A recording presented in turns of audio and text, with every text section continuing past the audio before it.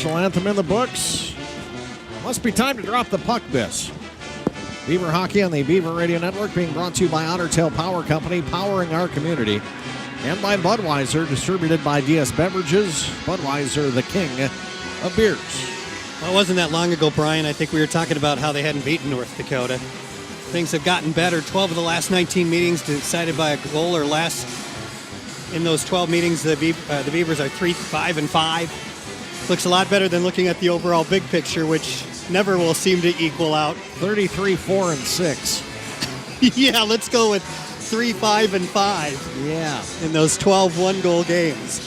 And, of course, it was, 2-1 2 weeks ago. It was. The Beavers in the last just 15 games, they're 2-8-5, but again, 10 tie and one-goal games in the last 15. So there is plenty of tight, tense moments in the games between these teams. Officials for tonight, Brady Johnson and Brad Albers. The linesmen, Tyler Landman and Nathan Vole. The Fighting Hawks in their Kelly green, black shoulders, white lettering and numerals, black pants, black helmets. Beavers all in white. White helmets, white sweaters, trimmed in green, green pants. I think I'm used to the white helmets already, somehow. Still looks different. Zach Driscoll to our left, Gavin Enright to our right. Oddly enough, Zach Driscoll before this afternoon, had never been into the visitors' locker room here. Ever. It's got to be a little weird for him still. Beavers control the face-off, slide the puck into the offensive zone, works its way here to the near side wall. North Dakota will chip it out towards center. Alex Iarulo's got it there for the Beavers, plays it up for Lucas Sillinger. Quick aggressive forecheck by Ashton Calder of the Fighting Hawks. And Bemidji State's Alex Iarulo will carry it out to center ice. He scored last Saturday. Iarulo tosses it over for Lucas. Right back for Alex Iarulo. Jumps off the blade of his stick, goes back below the goal line. Picked up there by Jake Sanderson. Tosses the headman pass out for Connor Ford. Ford played at Bowling Green, certainly knows his building quite well. Ashton Calder in hot pursuit as Gavin Enright covers up the puck. He also has played in this building quite often. Well, North Dakota took advantage of the transfer portal more than most might have thought, but they were missing some parts. They had 8 guys that signed NHL contracts after the national tournament ended last year. Well, the transfer portal works for them in that way. They can get some experience without, obviously having to start all over again. Beavers, Kyle Loft off the glass and all the way up the ice. Icing going to be called here on Bemidji State. Reminder that, as always, you can email the booth, log on beaverradionetwork.com. Click on the Men's Hockey Game Day blog. We would love to hear from you tonight. Connor Ford, as you mentioned, from Bowling Green. Ashton Calder from Lake Superior State. Of course, the goaltender, Zach Driscoll, we're familiar with where he played the last 3 years. A couple of big pickups for Fighting Hawks. Eric Martin controls through the neutral zone, slides the puck into the offensive zone, jumps past Chris Jandrick, who played at Fairbanks. Beavers with a shot from the point. That's Brad Johnson. Whistles it wide of the right side post. Picked up by Martin down below the goal line. Knocked off the puck there by Reese Gaber. Comes up the near side wall. North Dakota controls it. Caulfield to center. Loft coughs up the puck. Crossing the center line is Tyler Clevin. He'll drive the puck in deep. 1:20 into this game, no score. Lone shot on goal from North Dakota from the neutral zone. Beavers dump the puck in. Driscoll plays it off the wall towards the line. Not out. Held there by Kirkup. Kirkup stood up there in the line, and North Dakota will carry it out towards center ice. Lewis Jamernick loses control. The Beavers will dump it right back in. Driscoll stops it back below the goal. North Dakota coughs up the puck. Picked up, though, by Cooper Moore. He'll play it up the far side wall. Gavin Hain from Grand Rapids loses control of it. It's held by Jubenville. Jubenville then face planted into the glass right at the edge of the North Dakota bench. Puck goes to the right side corner. Tied up down low there by the Beavers. It's Jakob Lewandowski. Through the neutral zone, North Dakota with it. Ethan Frisch has to wait for everyone to get out of the zone. Frisch will play it back to his own blue line. Controlled there by Nick Ports. Single forechecker for Bemidji State is Yuri Väisänen. Lysanen has played in every game, including the exhibition. Then again, everybody played in the exhibition game. The Beavers hardly had enough room in the bench for everyone they dressed that night. 17:22 left, first period, no score. North Dakota to break out of their own end. Tosses it ahead into the neutral zone. Zmolik back to go get it for the Beavers. North Dakota's player lost his stick in hot pursuit with Zmolik. Beavers keep it alive. That's Elias Rosen. Up the far side wall. Deflected by North Dakota. Back behind the net it comes. Zmolik will toss through the neutral zone. Picked off there by Jake Sanderson. He scored a highlight reel goal against Bemidji State in that exhibition game a couple of weeks ago. Turned out to be the game winner. Senden. He's had a lot of relatives that have played at UND over the years. Calder flips it in on a backhand from center ice. Oh, puck is back behind the net. Point blank chance for Connor Ford. We've seen some goofy bounces back there in the last week and then again tonight. And right out in front of Gavin Enright. That's a pretty big save. I was trying to figure out whose stick was sitting there at the blue line, and it turned out to be Will Zmolik's. Could explain how such a good shot was taken, as Beaver defenseman didn't have a stick. We're not quite sure what happened where that puck popped out, but it was wide open for Connor Ford right in front of the net, and Enright was able to make the save. Enright played last Saturday. The Beavers played Michael Carr last Friday. Lucas Sillinger through the neutral zone. Pocket pick there by Chris Jandrick. Jandrick spins around back behind the goal. Stops Lucas Sillinger, pestering him.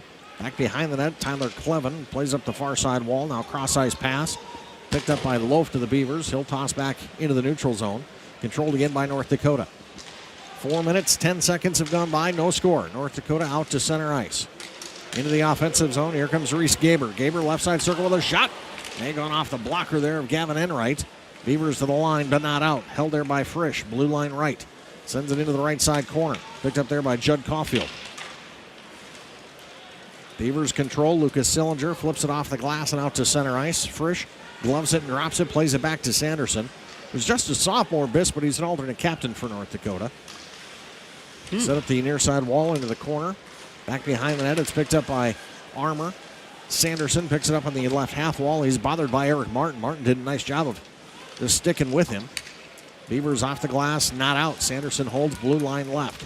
Sends it down the wall into the left side circle it comes. Picked up there by Judd Caulfield. He'll carry it back behind the net. Tries the centering pass. It's deflected. Now pops free into the left side circle. The Beavers' Eric Martin will toss it ahead to center. The Beavers will change. 5 minutes and 10 seconds in, no score. Beavers steal Somoza. Somoza carries it in, has his pocket picked. Picked up by North Dakota. Gaber lost it. Dumped back in by Alex Adams of the Beavers. Sanderson back behind the goal. Tries to play it ahead, hits the skates of Alex Adams. Centering pass out front. Driscoll will make the save. Just held his ground. North Dakota tosses it to center ice, picked up there by Jack Powell. Powell, the extra skater for the Beavers tonight. Lewandowski into the offensive zone. Kirkup, 5-0 scores! Nifty little pass to Kirkup. Kirkup was standing about the hash marks in the slot. First shot. It's 1-0 Beavs. Well, good feed, and that's a tough shot for Driscoll or any goaltender to really handle. Low to the ice and quick. Didn't have a whole lot of reaction time, and Tyler Kirkup has his first of the season, and the Beavers have a 1-0 lead.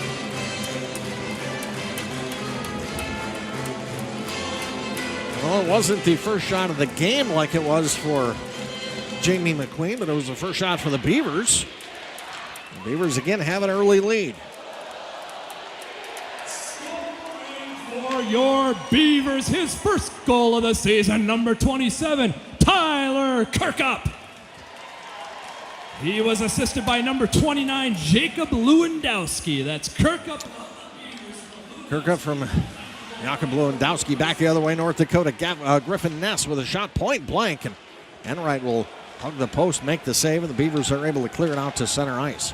Ness right back into the offensive zone, right side wall. Throws one into the middle. A redirect by Gavin Hain. That one goes wide to the left side corner. Picked up by Bemidji State's Yuri Väisänen chips it out to center ice. 13:34 left, first period, 1-0 Bemidji State. North Dakota into the offensive zone. Puck stolen away by Nick Ports, or from Nick Ports rather. Beavers flip it into the offensive zone. Picked up there by Tyler Clevin. Back into the neutral zone. Ports on his back end, sends it in. Gavin Enright back behind the goal to pick it up. 13:13 to go, first period, 1-0 Bemidji State. Tap towards center ice, picked up by Cardelli. Cardelli with a shot. That one hits Driscoll right in the chest. Rebound to the left side circle, controlled by North Dakota. Ports behind the goal, it comes for Jandrick. Back it comes for Frisch. Near side wall. Out to center ice. Jackson Coons. Cross ice in front of the North Dakota bench to Jandrick. Back it comes for Ethan Frisch. Beavers will steal it at center ice. It's Loft. Loft and Brad Johnson playing catch. Loft plays it ahead. Here comes Alex Iarulo into the slot, and he lost control of the puck, and it's picked up by Jake Sanderson. North Dakota back to center ice. Loft has it for the Beavers. 12:30 to go here in the first. Lucas Sillinger tries zone entry to his brother Owen. It was denied. Picked up by Sanderson of the Fighting Hawks. Lots of Kelly green in this building tonight. But honestly, there's usually a lot of Beaver green in the Ralph when the two teams play there. We'll see if that holds true tomorrow. Lucas Sillinger back across the offensive blue line to Iarulo. Iarulo stolen away from him by Cooper Moore. Back to the neutral zone. Picked up by Zmolik of the Beavers. Back for Iarulo. Iarulo fights it out of the stick of Ross Armour, who backhands it in deep. Shots are 5-3. Goals are 1-0. The 5 for North Dakota. The 1 for Bemidji State. Beavers keep it alive in the offensive end. They try a pass to the slot for Somoza and goes just behind his skates. Picked up now on the near side wall by Ross Armour. He'll push it back down below the goal. Somoza centers a pass. Deflects, goes to the right side corner. Armour tries to fire it around the backside of the net. That one hit something and popped out towards the front. And North Dakota will now clear it. 11:22 left, first period. Beavers lead 1-0. Goal scored by Tyler Kirkup. North Dakota out of their own end, Brent Johnson. And now for Schmaltz. Schmaltz dumps it in. North Dakota will change behind. Schmaltz picks it up on the end wall, tries the centering pass, hits the backside of the goal. Kicked now to the right side corner. Picked up there by Jakub Lewandowski of the Beavers. Now to Powell. Up the far side wall. Now cross ice. Lewandowski with speed. Into the offensive zone. Stops left side wall. Waits for help. There isn't any. Just fires it around to the right side wall. Picked up there by Powell. He'll fire right back towards the net. Kirkup near side of the goal. Loses control of it. It's picked up by Clevin. Tyler Clevin will toss it high up into the air. Batted out of midair by Jubenville. Hand pass going to be called on the Beavers. 10:36 left, first period. Bemidji State with a 1-0 lead. Beaver hockey here from the Sanford Center on the Beaver Radio Network. Now a message from Country Inn and Suites of Bemidji. Welcome, hockey fans. Thank you for visiting Bemidji. While in the area, we invite you to stay with us at the Country Inn and Suites on the shores of Lake Bemidji.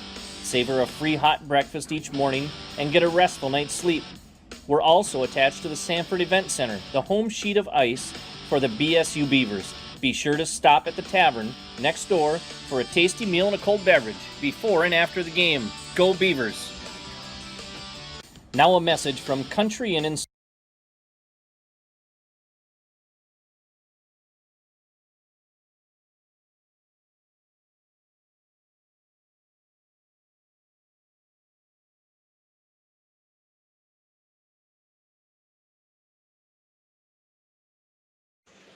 Beaver hockey here on the Beaver Radio Network, brought to you by the Pet Zone, Bemidji's best choice for pet supplies. Also by Alan Zutz and Thrive and Financial. Thrive with purpose. 10:36 left here in the first.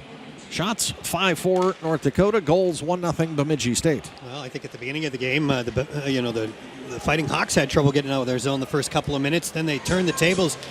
Bemidji State couldn't get it out, and then it's been pretty up and down really since then. A couple of prime-time scoring opportunities for the Fighting Hawks. Connor Ford, who was stymied in front of the net, and then Griffin Ness coming down the right wing had a pretty good opportunity, but Gavin Enright's been able to turn all the shots he's faced so far away. Right off the draw, puck played with a high stick by the Fighting Hawks. Should bring this one back into the neutral zone, and it does. Kirkup from Lewandowski and Tyler Jubenville. Added a second assist. First point of the career for Jakob Lewandowski, the freshman. 6'3", 201 pounds. Nice little touch pass to Kirkup, who let it fly and kept it low to the ice. Kirkup's 10th goal as a Beaver. And remember last season. Oh, Beavers send the puck in. What was that? Zach Driscoll just sits down on top of the puck right there in the blue paint. Well, it was a bounding puck, and I think he thought he had it covered, and he didn't. Crowd kind of gave it away, though, and he could discover and get back and cover it up. But remember the crazy year that was last year. We had games on all sorts of days at all sorts of times, and I remember Tyler Kirkup's sister's class had the game on. It was like at 3 o'clock in the afternoon or 2 o'clock out in the Western time zone where they were. The class was watching the game. We I hope they still are. Well, we probably won't have much of that, thankfully, this year, right? We don't have any of those 2 o'clock Sunday games or Monday games. National tournament, Biss, you never know when you're going to play. Owen Sillinger for the Beavers, defensive end. Plays it ahead now for Elias Rosen, who tosses to center ice. Picked off by North Dakota.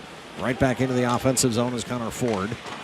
Beavers go off the glass and it comes back out to center ice. Beavers headman a pass to Iarulo, and settles the puck and drives the puck in. Beavers are changing behind. Owen Sillinger takes a shoulder there by Senden. Owen gets it back in the left circle. Shot deflected up into the crowd. Owen Sillinger just got rocked against the glass, miss, and then just popped right to the face-off circle. So give me the puck. And they did. We went almost 10 minutes without a timeout. Now we got 2 quick ones. Still 1-0 Beavers. 9:41 left of the first on the Beaver Radio Network. Purple. It's not just. What's up? I'm Terry McLaurin, and I'm about to catch a cannonball.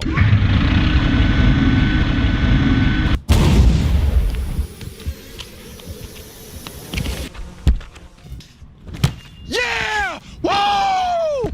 We do. And people is who we are. Affinity Plus. Your purple banking people. Named #1 credit union in Minnesota by Forbes magazine.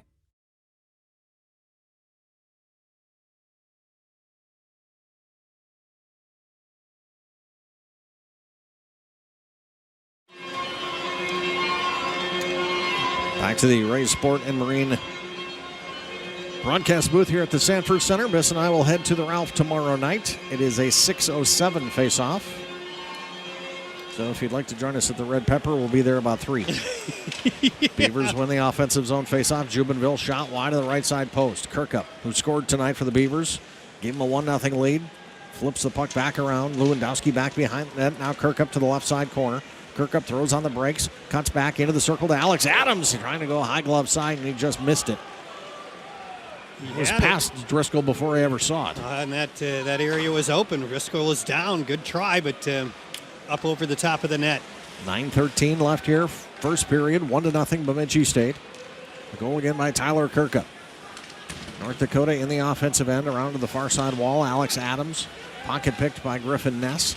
North Dakota centering pass. Nobody home. Picked up by Moore. Blue line right. Dumped into the right side corner.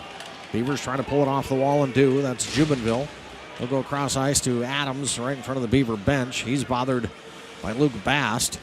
Picked up now by North Dakota. Cooper Moore drives the puck in. Enright will stop it. Sweeps it over for Loft. Loft on the backhand. Flips it up the far side wall. They're going to call icing on Bemidji State.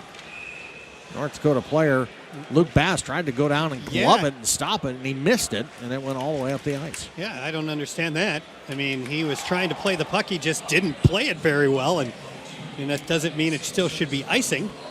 By rule, if it's on the ice and you miss it, they wave it off.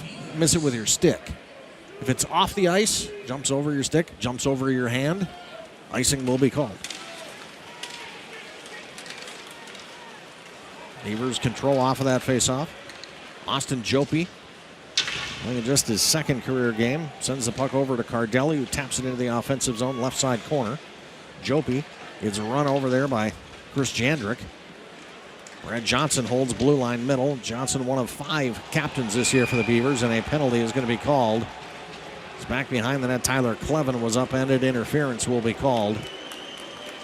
That's Cardelli. And I mean, that's an offensive zone face-off you don't need to or a penalty that you don't need to take.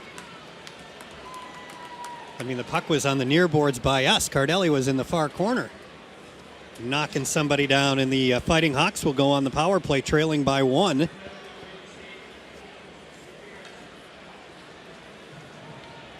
Forgot to turn up the referee's mic. Yeah, This. Cardelli. So the Beavers will go shorthanded. North Dakota on the power play this year. 0 for 6. Let's hope they don't get healthy this weekend. Yeah, that's unusual to hear. Beavers shorthanded, flip it ahead. Here comes Ethan Samoza. Samoza all alone on the back end forehand. Save is made by Zach Driscoll. North Dakota back the other way. Here comes Gaber. Into the offensive zone to Ashton Calder. Calder, left side wall. Over to the right side corner it goes. Judd Caulfield. Caulfield stops right side half wall. How does Ethan Samoza get that free? Well, there's a breakdown at the blue line, and a good save, good toe save by Driscoll. Sanderson for Gaber, top of the right circle, shot blocked. Samoza picks it up and will clear it. Past Sanderson at the left side point. Minute 15 left in the Cardelli penalty for interference. Shots are 7-5 now in favor of Bemidji State. 7:15 to go in the first, 1-0 Bemidji State. The goal by Tyler Kirkup. Nifty little move by Jake Schmaltz. Circles all the way through the offensive zone. Back up top it comes for Clevin. Over to the left side wall for Jandrick. Jandrick walks down the left side wall, plays it behind the net. Picked up there by Gavin Hain. Beavers will steal momentarily. And now Loft has it. Loft will carry it out to center ice 1-on-3 and just says, I'm a defenseman. I'm going to flip this in and go off on a line change. 37 seconds left in the penalty time to Cardelli. Jandrick drops the puck back. Comes down to the near side wall. Clevin drives it in. Enright gets a piece of it behind the goal. Trickles over to the left side corner. Will Smolik ties up with his man there. Puck comes free. Yuri Väisänen flips to center ice. North Dakota has to tag up. They do. They bring it back in. Mark Senden down the right side wall to the circle. Back for Jandrick with a drive. Save is made. Rebound. Fluttered in on Enright, and he will pounce on top. He made the first save and the third save. The second one probably could have been a goal. Oh, thankfully, a little puck luck. The puck was rolling on Constantini, the one who had the last shot, and he didn't get much of it. He tried to hit a bouncing puck, and Enright able to cover up. A couple of good chances there, though, for the Fighting Hawks. 9 seconds left in the penalty to Cardelli. Beavers win the draw. That should about do it. Irulo tosses it into the crowd. Unfortunate break there. The Beavers would have finished the penalty. Still 4 seconds left in the Cardelli interference minor. Just, I think, one shot, that Jandrick shot moments ago. That pretty good penalty kill, even though the Fighting Hawks have had a lot of offensive puck possession time. Not a lot of shots. Beavers win the draw, clear it to center. Cardelli out of the box. North Dakota will dump it back in. 6:03 left in the first. 1-0 Beavers lead on a Tyler Kirkup goal. First point in college for Jakub Lewandowski. Tyler Jubinville, the second assist. Puck tied up right side wall, Beaver defensive end. Cardelli able to chip it now out to center ice. Constantini lost it. Owen Cylinder drops it back to Irulo. High slot with a shot kicked out of there by Driscoll. Rebound to the far side wall. Back up top of the left circle. It comes Fulmer with a redirect out in front. Cardelli taps it just wide of the right side post. It was a great pass and a great effort. Just went wide of the target. Beavers keep it alive. Fulmer, blue line left. Blue line middle. It comes now for Irulo with a shot. Driscoll will hang on to that one with 5:21 left in the first. Beavers buzzing up 1-0. Yeah, after they kill the penalty, Bemidji State gets some offensive time themselves and a couple of good opportunities. Nice feed across from Owen Sillinger coming down the slot there as well.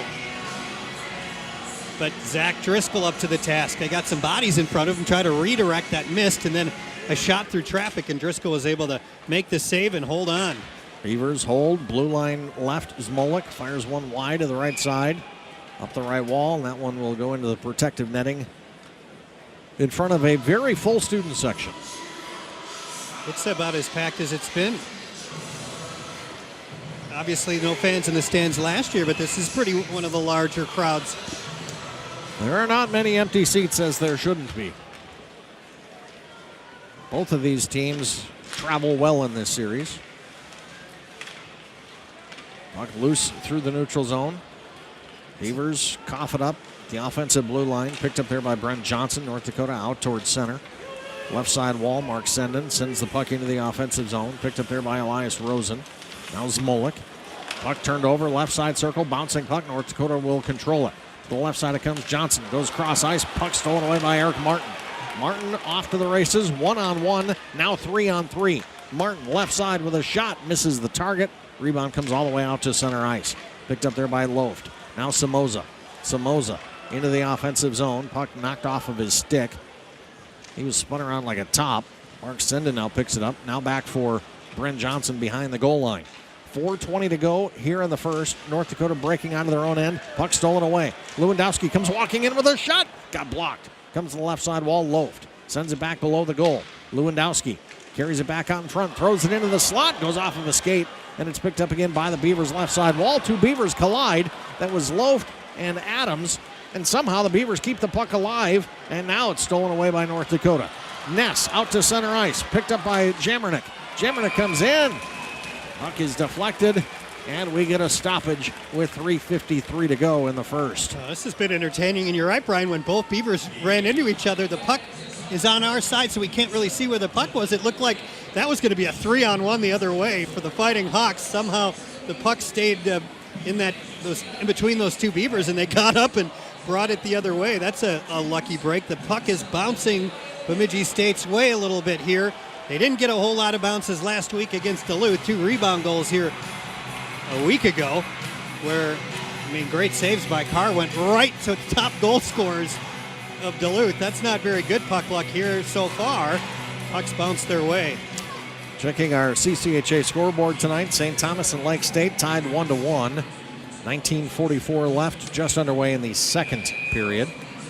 Non-conference action today, Minnesota State knocked off Providence at the Icebreaker in Duluth. 5-2 was the final score there. Also tonight, Notre Dame on the road at Michigan Tech leads 1-0. That one after 2 periods of play. Notre Dame made the trip to Houghton. And they're playing Northern tomorrow. And the U.S. National Under-18 team is playing the other team. So tonight they will play, the U.S. National Development team will play at Northern Michigan. That is officially an exhibition game. You can play Canadian teams. You can play U.S. or national teams. This year the NCAA said borders closed. Play anybody you want. Thus the reason that the Fighting Hawks and the Beavers played a couple of weeks ago. North Dakota out to center ice. Loft steals. Irulo, checkered line, dumps the puck in. 3:25 to go here in the first. North Dakota will clear it to center ice. Picked up by Rosen. Near side Zmolik. Irulo into the offensive zone. Lucas Sillinger taken into the left half boards by Chris Jandrick. Helmet came off. And Lucas Sillinger is playing without a lid, which stop immediately playing. draws a whistle. If a goalie or a skater loses their helmet, play whistle dead immediately. Doesn't matter if you're on the other side of you're 200 feet away from where the puck is, you lose your helmet, whistle's blowing.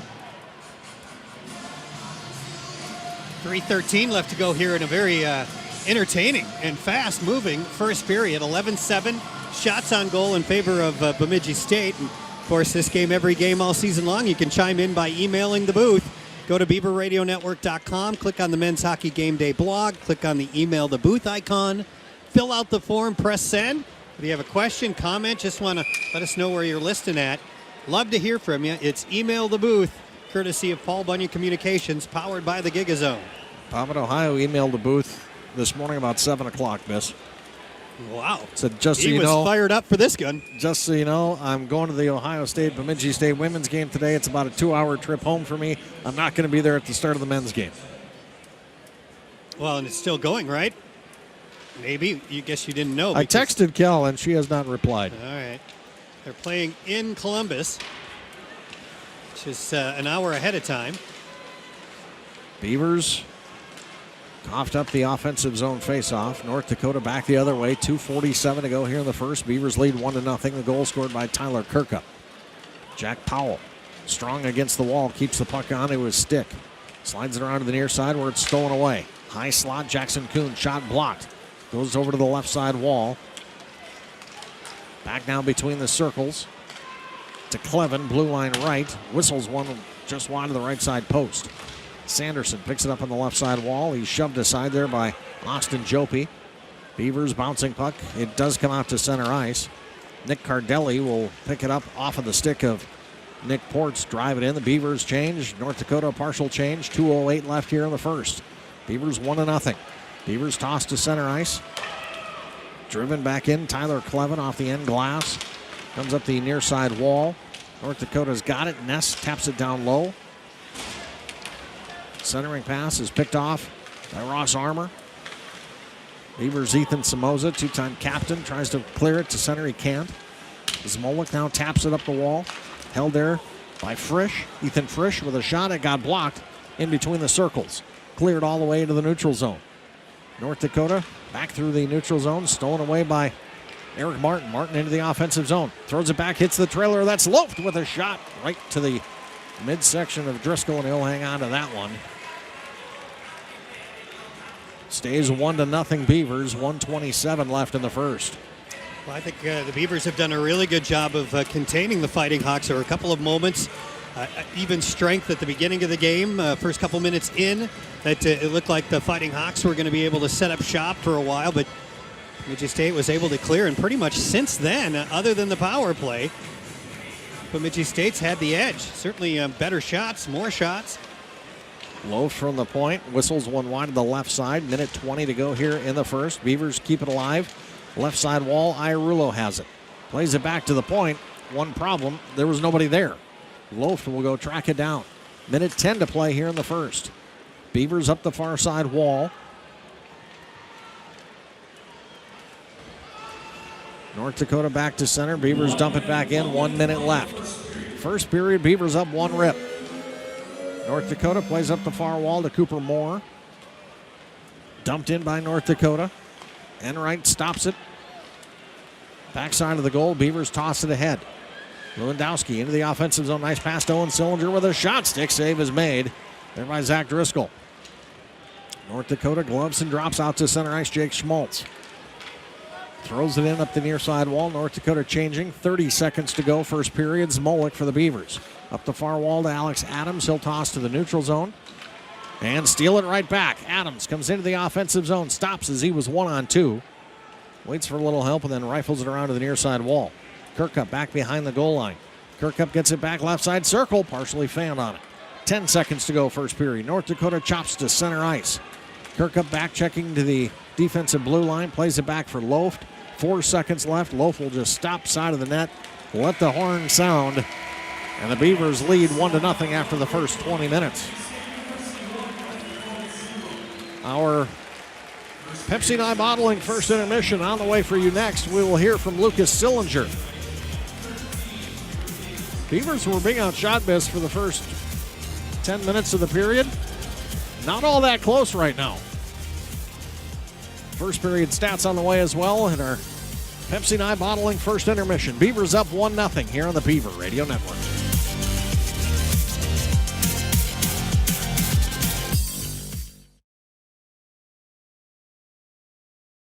Growing up, you always heard about the CCHA. It's home to elite programs and some of the best academic universities in hockey. The exposure of playing in the CCHA is second to none. It's one of the top developmental leagues in North America. The CCHA, world-class facilities and arenas, amazing fan bases, and world-renowned student sections. It's the CCHA. It's the college hockey experience. Welcome back here to our Ray Sport and Marine Mobile Studio here at the Sanford Center. The Beavers with a 1-0 lead here after the first period, Biss. And all in all, I'd say that's a pretty convincing win. If this were a boxing match, I think the Beavers win the round. I agree. I think they win the first 20 minutes. They did a really good job, I think, of really putting the pressure on the puck and not allowing the Fighting Hawks much offensive puck possession time. Lucas Sillinger joining us now outside the Beaver locker room. Lucas, how much, if anything, did that exhibition game against North Dakota help you guys once the real bullets started flying here in the regular season? Yeah, it's good to get the exhibition game out of the way. Obviously, going to a barn like that generates lots of experience for the younger guys, and just kicks you off in a good start this season. So helped us out, and we're looking to push here in the second period. Well, you got the first, I guess, real games of the season under your belt last week. What was the week of practice like this week for you? High tempo, chipping pucks deep, working our D-men down low. We're looking to gain a little more ozone time here in the second. Jakub Lewandowski, I thought, had a really good first period. As a group of freshmen, how has this group looked to you guys? Yeah, the freshmen have been great. They come in every day, wanting to get better, wanting to work, and Jakub has a great period, and he's been good for us the entire season. Safe to say you're enjoying the packed house of fans here tonight? Absolutely. It's really nice to have the Beavers fans back, and we're really looking forward to it all year. Again, I felt bad for all you freshmen last year. You didn't get to experience anything normal. Does this feel normal again, like junior hockey did? Absolutely. You know, last year was a little bit of an awkward year, as you can say, as it was not normal at all. But now with the fans back in the building, it really feels like home here. What do you need to do here in the second period to keep your foot on the gas? Work their D-men down low, get to the D-men hard in the forecheck, and put more pucks behind Driscoll. Best of luck. Thank you. Our player profile with Lucas Sillinger tonight. The Beavers lead 1-0 here after the first. More of the Pepsi and I Bottling first intermission right here on the Beaver Radio Network. Powerful and playful. Delicate and precise. Bold and carefree. It's the way you move, and it moves us. To deliver care for your whole family. To provide options beyond the expected. To help you leave pain in the past and find your way forward. Orthopedics and sports medicine at Sanford Health. Health lives here.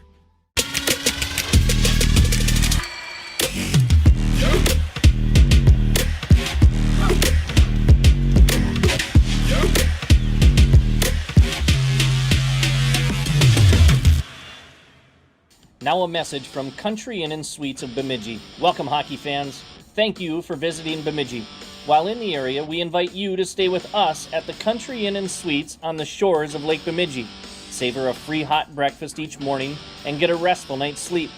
We're also attached to the Sanford Event Center, the home sheet of ice for the BSU Beavers. Be sure to stop at the tavern next door for a tasty meal and a cold beverage before and after the game. Go Beavers!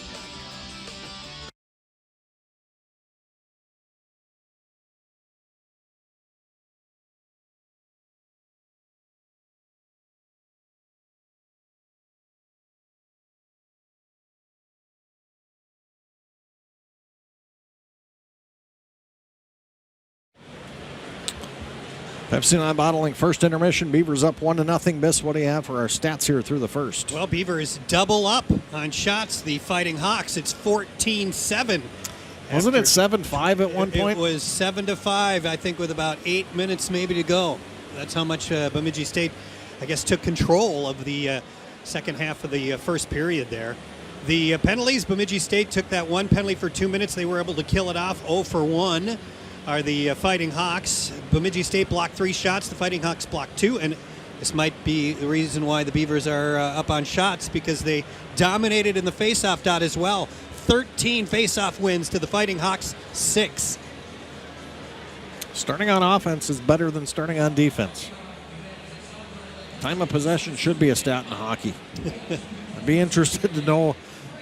There have been a lot of games where the Beavers would have been destroyed in time of possession. Yeah, totally. And won. There have been times where they dominated and lost. It's part of the nature of the game. You know, just by the feel, I'd say it'd been about maybe 12-8. It wasn't a big dominant period by any means, but they really controlled the last 8 minutes or so.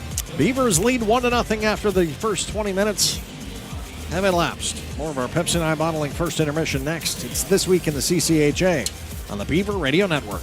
North Dakota tosses it to center ice, picked up there by Jack Powell. Powell, the extra skater for the Beavers tonight. Lewandowski into the offensive zone. Kirkup, 5-hole scores! Nifty little pass to Kirkup. Kirkup was standing about the hash marks in the slot. First shot.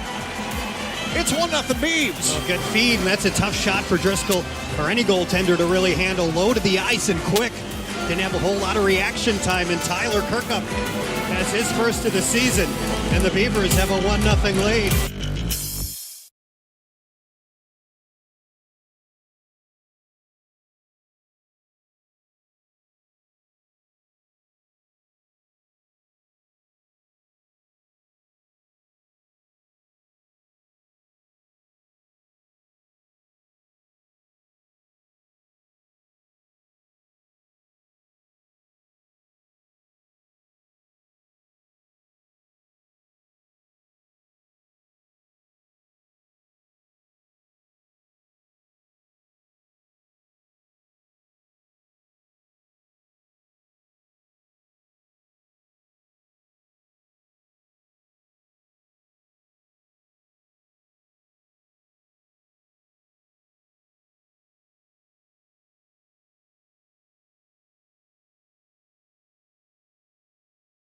Purple. It's not just a color. It represents our state, our home, and our team. At Affinity Plus, we have the experience to help you achieve your financial goals while helping our neighbors in need. It's our purple pride, because banking is what we do, and people is who we are.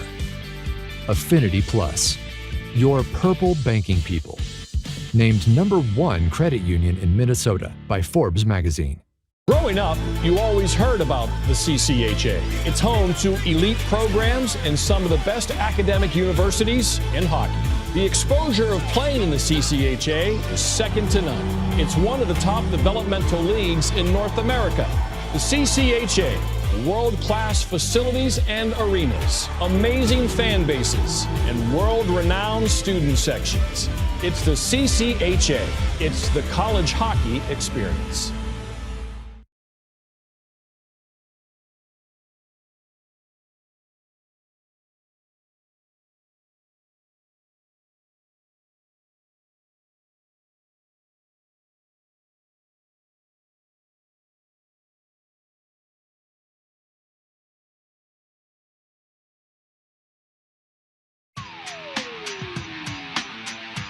For This Week in the CCHA, I'm Brian Schultz. 6 CCHA teams in action this weekend, including one conference series in Sault Ste. Marie, Michigan, that between St. Thomas and Lake State. #1 nationally ranked Minnesota State is at the Icebreaker Tournament in Duluth. 16th ranked Michigan Tech and Northern Michigan will each host 17th ranked Notre Dame and the U.S. National Development Team. And 20th ranked Bemidji States will play a home-and-home with 6th ranked North Dakota. Bowling Green and Ferris are 2 CCHA teams not in action this weekend. Lake Superior State returning home to open CCHA conference play after spending the first 2 weekends on the road, most recently in Ann Arbor and Michigan. Lakers won the WCHA playoffs to earn the Jeff Sauer Trophy, eventually ended the season in the NCAA playoffs to the champion UMass. Snapped a 6-game winning streak. The Lakers are led by Brandon Puricelli, who is tied for second with 5 points, 3 goals, 2 assists in 4 games. The Tommies have scored an impressive 5 power play goals already this season, tying them for third most nationally. They ranked 12th in power play conversion. Goaltender Peter Tome has been busy over the first 4 games. The grad student has played 3.5 games, has stopped 115 shots. He's faced 134. The #1 nationally ranked Minnesota State Mavericks, one of 4 participants in the Icebreaker Tournament, hosted this year by the University of Minnesota Duluth. Celebrating its 25th year, the Icebreaker brings together 4 of the nation's top teams, typically from 4 different leagues. The Mavericks swept then #1 Massachusetts in Week 1 before splitting last weekend against second-ranked St. Cloud State. 16th-ranked Michigan Tech will host 17th-ranked Notre Dame Friday before welcoming the U.S. Development Team on Saturday for an exhibition game. Last weekend, the Huskies swept 13th-ranked Wisconsin on the road. Tech's Alec Bretzman and Blake Pietola earned CCHA Players of the Week this past weekend. 17th-ranked Notre Dame and the U.S. national team also playing Northern Michigan this weekend. Wildcats posted a weekend sweep over St. Thomas in Marquette last weekend in the first CCHA games of the year. It'll be the 10th meeting between the Wildcats and Team USA, with Wildcats having a 7-1-1 record all-time. Northern and Notre Dame, 2 teams most recently met in 2019, when Northern traveled to Compton Family Ice Arena for a midweek game with the Irish, dropping that game in overtime 2-1. Final action this weekend, 20th-ranked Bemidji State will will face the number 6 or 7, depending on which poll you look at, North Dakota Fighting Hawks. It'll be the second and third time this season the two have met, as they played an exhibition game in Grand Forks 2 weekends ago. It's the second consecutive top 10 non-conference opponent for the Beavers after facing 5th-ranked Minnesota Duluth last weekend. 12 of the last 19 meetings against the Fighting Hawks and the Beavers been decided by 1 goal or less. Enjoy the games this weekend. We're back next weekend. For This Week in the CCHA, I'm Brian Schultz for the Beaver Radio Network.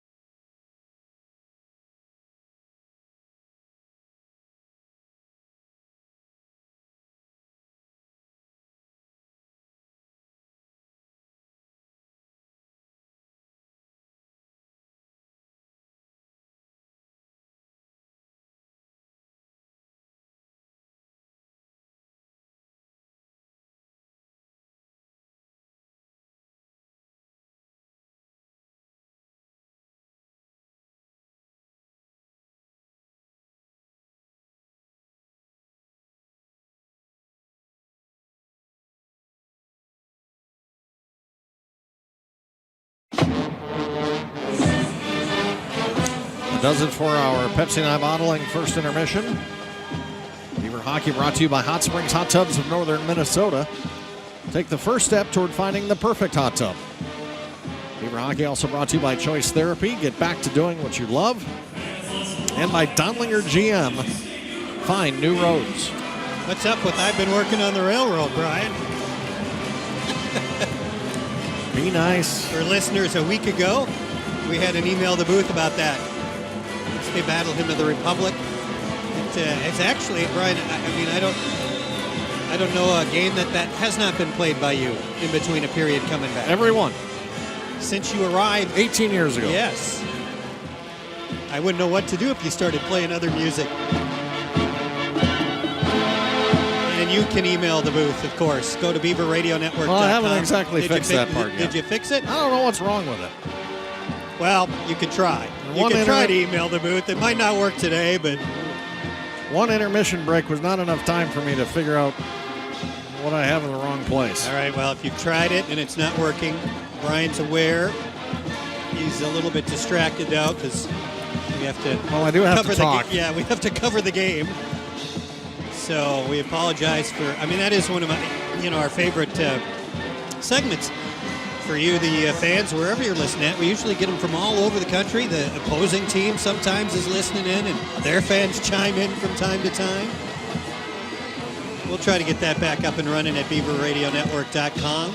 Click on the Men's Hockey Game Day blog. Beavers from left to right. Start the second period 5-on-5. Beavers lead 1-0. Beavers trace it down in their own end. Irulo back for Rosen. Cross ice puck turned over. Centering pass, nobody home for North Dakota. That was an awful turnover. Jake Sanderson couldn't hold it in. The Flying Hawks have to travel 200 feet to go pick up the puck. Beavers are lucky. It was a blatant turnover in their own zone right in the slot. Mark Senden sends the puck into the offensive zone. It's picked up there by Elias Rosen. Banks off the wall. Iarulo plays to center. North Dakota taps it right back in. Smolik tries a home run pass to Owen Sillinger. Owen got a piece of it, so no icing. Beavers with a partial change here a minute into the second period. North Dakota drives it in. That's Reese Gaber from center. Gavin Enright getting the start tonight for the Beavers. Again, we asked Coach Serratori the other night at the Tom Serratori show if he had a plan yet, and he goes, not really. Well, to his credit, he typically talks to his staff about goalies on Thursdays. The Tom Serratori show is on Wednesday night. Clevin tries a backhanded pass down the slot, tapped free by Bemidji State momentarily. It's another centering pass, looking right side of the goal, Reese Gaber, and Gavin Enright will just cover up the puck on the far side post. We're going to have a couple of penalties here after the play. Jamernick puts the glove right into the face mask of one of the Beavers' shiny new white helmets. Well, they usually are offsetting penalties, so to speak. They'll probably take both of them, and they will. So it'll be 4-on-4 hockey. Brad Johnson and Reese Gaber.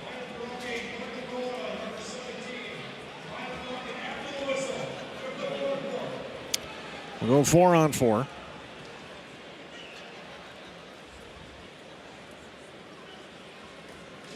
Now, they have the mics on the refs now here in the CCHA, but they're just not routed to us. Routed properly to the Beaver Radio Network, apparently.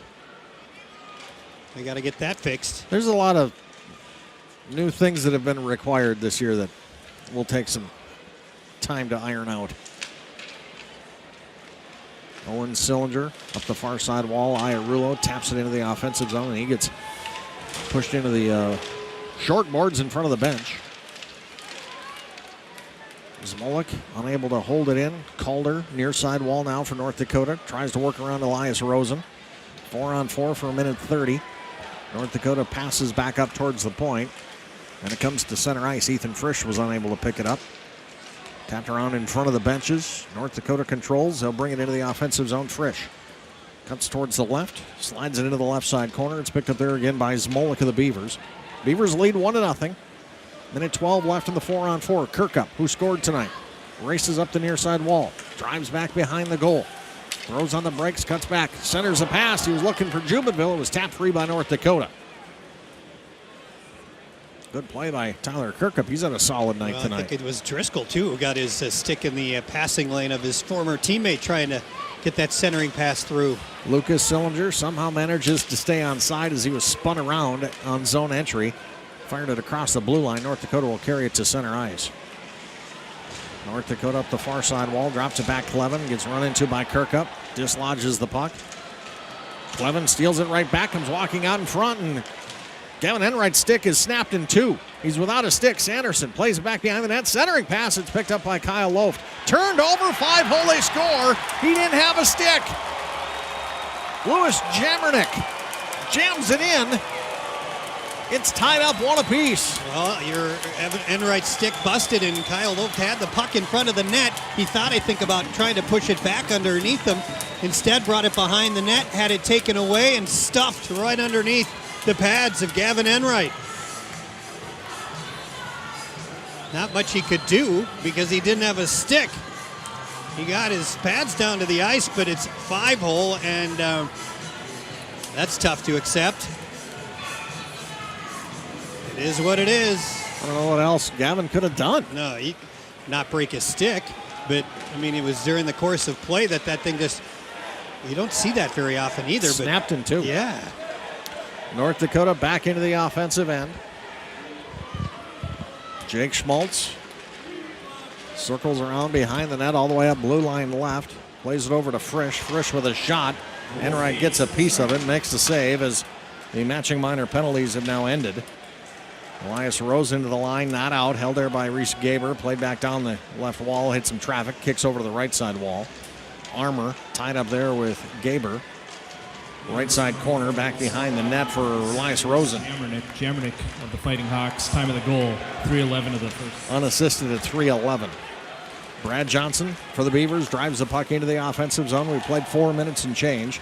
North Dakota has tied it up on a fluky play where Gavin Enright had his stick break.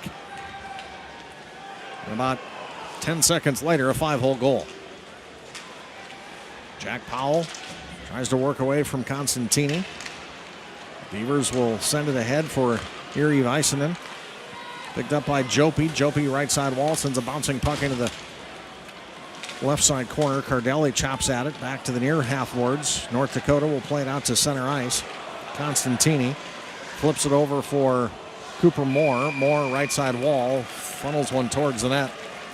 And Enright will hang on to that with 15:22 left here in the second, tied up at 1 apiece. Well, you have to give Jamernick the credit because he's the one that behind the net pickpocketed Loft and then knew that the goalie was without his stick, just came right out in front quickly and slid it on the ice through the wickets.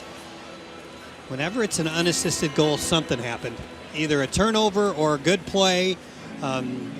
Player taking it, end to end maybe. An unassisted goal isn't very common, so I always wonder what happened if you read in the box score. What happened there? Something happened, and then in this particular case, it was a good strip behind the net and a goalie without a stick. Nice play by Owen Sillinger. Sillinger gets it back left circle. Shot deflects up and out of play. Good little poke check by Owen Sillinger, and then he got the puck right back. Trying to pull the trigger quickly, and it was deflected. 15:04 left, second period. 1-1 is our score. 4-0 shots on goal here in the second period. The first 5 minutes belong to the Fighting Hawks as far as shots on goals and goals scored. It's tied at 1. Left circle faceoff won by Owen Sillinger. Shot low to the ice, and Driscoll will hang on to that one. It is one thing that Zach was always good about here, rebound control. He gave up none there. Yeah, he is so solid, as we've been able to witness the last 3 years. Doesn't get rattled. Like Tom at the coaches show said, most of the goalies in Division I are floppers now, or He didn't say floppers. No, he said butterfly. And I would say that's a flopper, but butterfly goalies. And Zach really wasn't in that guy. I just remember even from the very beginning when he was starting to play for the Beavers, he just was so steady. He just never really got out of position. Beavers won the draw. The puck came back to Zmolik, and he tried to pull the trigger and just couldn't get to it quick enough. North Dakota back into the offensive zone. Beavers will toss back to the neutral zone. Carrying it back in. Jamernick, he scored. Drops the puck back off. That one hit Enright in the face, I think. Popped out front off a North Dakota stick and in. It's 2-1 North Dakota. That's not very good puck luck. That thing went off of Enright, off a player in front and into the net. I don't even think it was like a rebound tap-in goal. It was pinballed in. Yeah, it went off, I think, the shin of a Fighting Hawk in front of Enright. And did it hit him in the face? You got to have shoulder, it looks like. And it went, immediately off his shoulder, down to a shin pad, off the shin pad, and into the net. You can't get much more unlucky than that. If you're in that different color of green, it's perfectly lucky. Oh, you'll take it. And like I said in the first, the puck was bouncing BSU's way. Not so much there, and the Fighting Hawks have their first lead of the game. It's 2-1. 14:25 left here, second period. Beavers back in the offensive end. Alex Adams rifles it around to the left point. Loft is there. His shot deflects wide, hits the end glass, and North Dakota flips up the near side wall to center. Loft right back onto the stick of Alex Adams, who drives the puck in. Driscoll stops it back behind the net. Sees Lewandowski coming hot in pursuit and dumps it up the wall. Picked up now by Schmaltz. Into the offensive zone. Caulfield, right side wall, shot. Enright makes the save. Gavin Hain, assisted by number 15, Ethan Frisch, and number 27, Lewis Jamernick. So Jamernick with 2 points tonight. Eric Martin, offensive end for the Beavers, kicks it up the left side wall back towards the point. Samoza carries it now into the left side circle with a shot. Rolls off the stick wide. Picked up behind the net now by Ross Armour. Up to the point it comes. Fulmer with a drive through traffic. It hits traffic. North Dakota plays it back up near the point and out to center ice, Reese Gaber. Picked up by Jubenville of the Beavers. Tapped around to Armour. Onto the stick of Eric Martin. Carries it back into the offensive zone right side. Thumps one off the leg pads of Driscoll right up the slot. And North Dakota will carry it to center ice 3-on-2. Into the offensive zone high slot with a shot. Enright, the save, and he covers it up. The shot taken by Reese Gaber. North Dakota with two fluky ones, but they count nonetheless. They lead 2-1, 13-10 left, second period on the Beaver Radio Network. Now a message from Country Inn and Suites of Bemidji. Welcome, hockey fans. Thank you for visiting Bemidji. While in the area, we invite you to stay with us at the Country Inn and Suites on the shores of Lake Bemidji. Savor a free hot breakfast each morning and get a restful night's sleep. We're also attached to the Sanford Event Center, the home sheet of ice for the BSU Beavers. Be sure to stop at the tavern next door for a tasty meal and a cold beverage before and after the game. Go Beavers!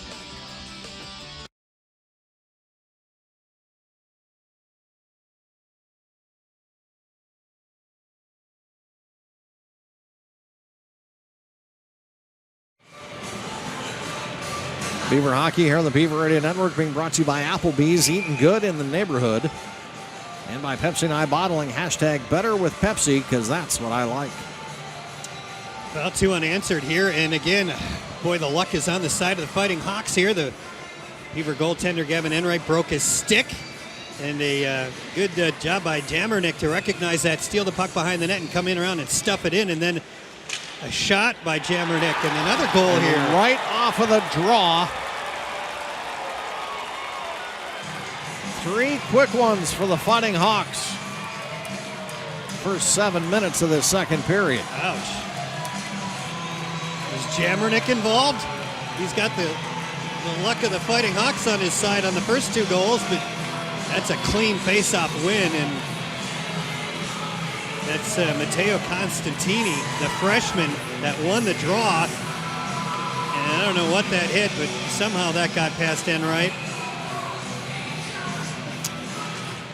Beavers this won that first period 10-9 on a judge's decision. The second period, not even close. No, a little unlucky, but you got to reel it in here and try to bounce back. Assisted by number 18, Matteo Constantini. That's Kuntz for the Fighting Hawks from Constantini. Time of the goal, 6:53. Kuntz's first or second of the season, second of his Fighting Hawk career. He's a freshman from Grand Forks, hometown boy, but that was all Constantini with a win, and that puck hit something because it did not go full steam past Gavin Enright, and that deflection is what probably helped to get past him. North Dakota's Jandrick dumps it into the offensive zone. Fighting Hawks lead 3-1. Still plenty of time. We're not even halfway through this one. North Dakota, blue line middle, Griffin Ness floats it into the left side corner. Beavers will pick that up. Austin Jopi dumps it into the offensive zone. Cardelli wins the race, hybrid icing. They'll wave it off. Beavers trying to keep it alive down low. Do momentarily. Bouncing puck now between the circles. Molick lost it. Back the other way. Here comes Jamernick. Jamernick to Ness. Ness in front of the benches to Gavin Hain, who backhands it in. Enright falls down back behind the goal. The puck was stuck in his skates. The Beavers play on, and now it's blown dead as Ness and Zmolik had their wire face masks tangled up. What is going on? I mean, what a strange 8 minutes of this second period, and that just adds to it. I mean, Enright went behind to play the puck and just fell down. Somehow was able to get up, and then wouldn't you know it, I mean... There's something on the ice that he is... That's why he fell down? Wanting to be picked up. Well, that might explain that. And then, but I mean, what are the odds that the players are going to have their face masks entangled, that they're going to have to stop play? Weird. You never know what you're going to see at a hockey game. Shots are 16-15 Beavers, but this second period has been all North Dakota. The busted stick. Owen Sillinger just realized it, and he finally dropped it. Funneled on a backhand towards Enright. He makes a save. Back the other way. Here come the Beavers. It would have been an odd man rush for BSU, but Owen Sillinger had to go to the bench first for a new twig. It broke on the faceoff. North Dakota bypasses the defense at the blue line, clears it to center. Lucas Sillinger will go get it. 11.5 to play here in this second period. Beavers pick it up.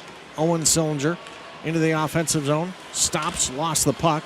North Dakota carries it out, and a penalty going to be called back behind the play for a hook.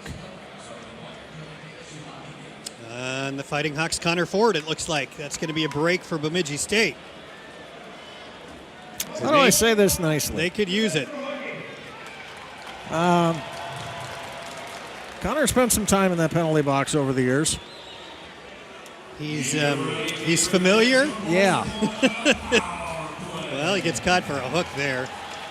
And that'll give the Beavers a power play, trailing quickly. 3 unanswered by the Fighting Hawks, but the hooking penalty may give Bemidji State a little life here offensively. North Dakota picks up a loose puck and clears it 200 feet. Game 3 of the season, probably too early to be saying this is a must-score power play opportunity for the Beavers, but we'll certainly give them a shot in the arm in this one. Rosen drops it back. Armour over for Iarulo. Stick handles into the offensive zone. High slot with a shot. Rifles just wide of the right side post. Beavers keep it alive. Owen Sillinger back up top for Rosen. Top of the right circle, Lewandowski. His shot blocked by Sanderson. North Dakota will pick it up and clear it. Ethan Frisch. Minute 17 left in the penalty time to Ford. Enright leaves it side of the net for Elias Rosen. Shots now 16 apiece. Goals 3-1 in favor of the Fighting Hawks. Rosen drops it back. Eric Martin to Lucas Sillinger. Into the offensive zone it goes. Somoza drives it around to the right side.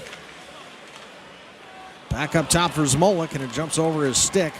They'll track it down at center ice. Somoza for Kirkup into the offensive zone. Kirkup plays it over there for Eric Martin. Martin drops it back for Lucas Sillinger with a shot. Rolls off his stick wide of the left side post.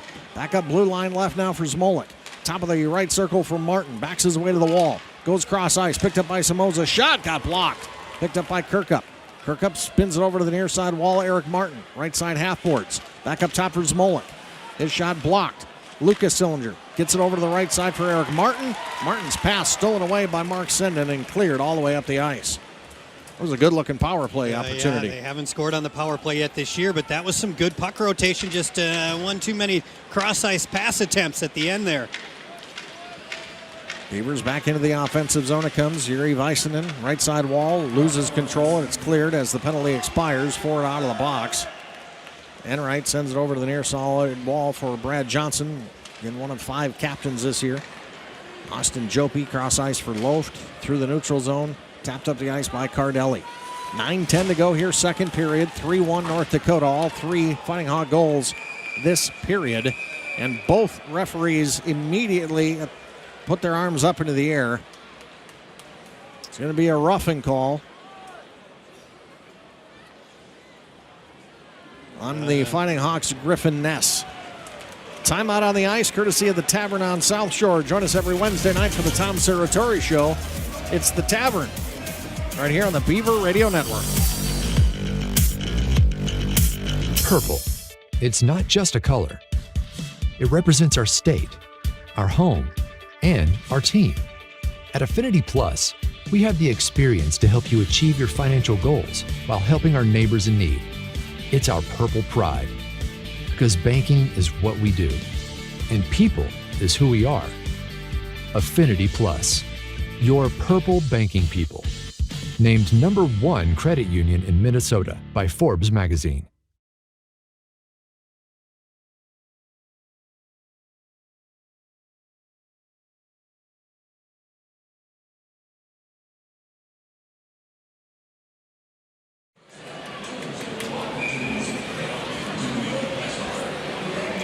.904 left here, second period. North Dakota's Fighting Hawks lead 3-1. Beavers right back on an Ottertail power play.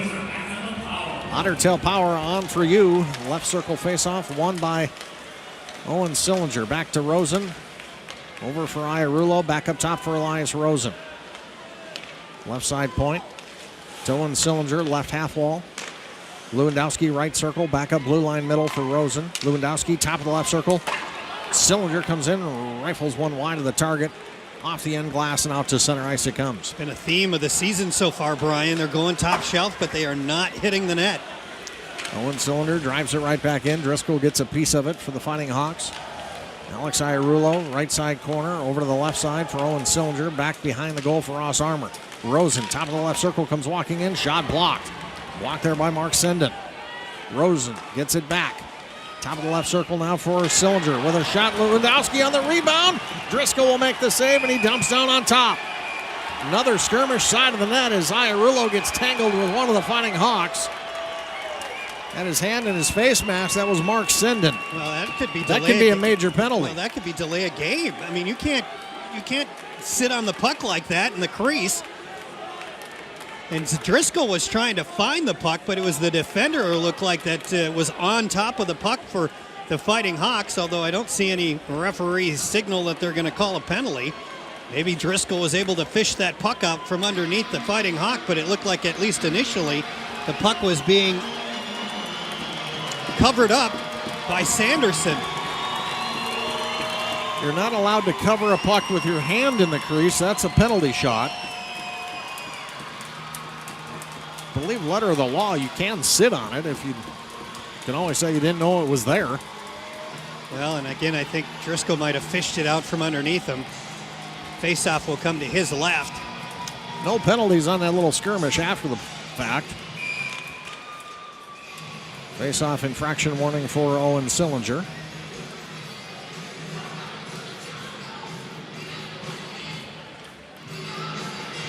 I think they both infracted there, if that's a word. No penalty. Play on. Beavers back into the offensive zone. Lewandowski drives it around to the left corner. Picked up there by Ross Armour. 8 to play in the second. North Dakota with 3 in this period leads 3-1. Rosen, blue line middle. Owen Sillinger, top of the left circle shot. It was deflected. Up into the netting it goes. North Dakota's done a good job tonight, Biss, of deflecting stuff before it ever gets in on Zach Driscoll. Yeah, well, good teams find a way, and you get in the shooting lanes, you get in the passing lanes, and it's what the Fighting Hawks have been able to do for the most part here, particularly in the second period. They've got 3 unanswered. First one came at 3:11 of this period, then another one at 5:20, then 6:52. 3 unanswered in 4 minutes of game time. And the Fighting Hawks have a 2-goal lead. Fighting Hawks still shorthanded for 38 seconds. We get a whistle as Clevin tried to clear it. Referee will talk with both linesmen here. Well, it looked like the Fighting Hawks tried to clear it from their own end. I don't really know what the discussion is. Unless it was deflected by a Beaver, it should be in the Fighting Hawks zone.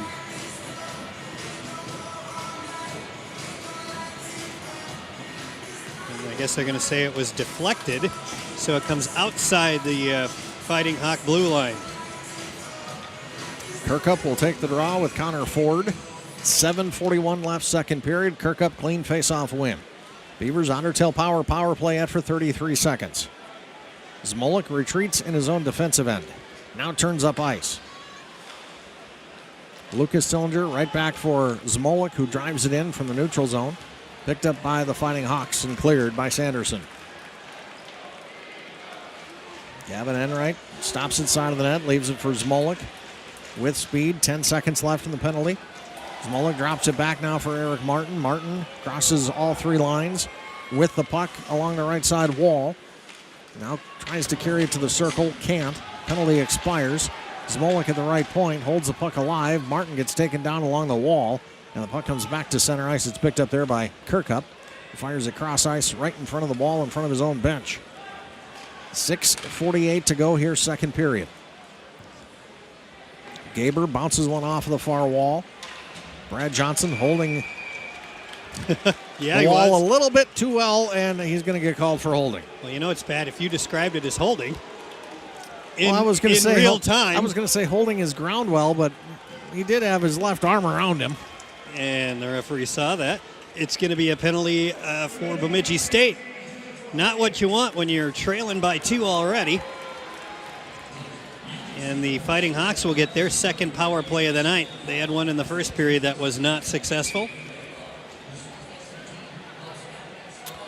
2 minutes up on the board, 6:40 to go here, second period. Shots 18-16 Beavers.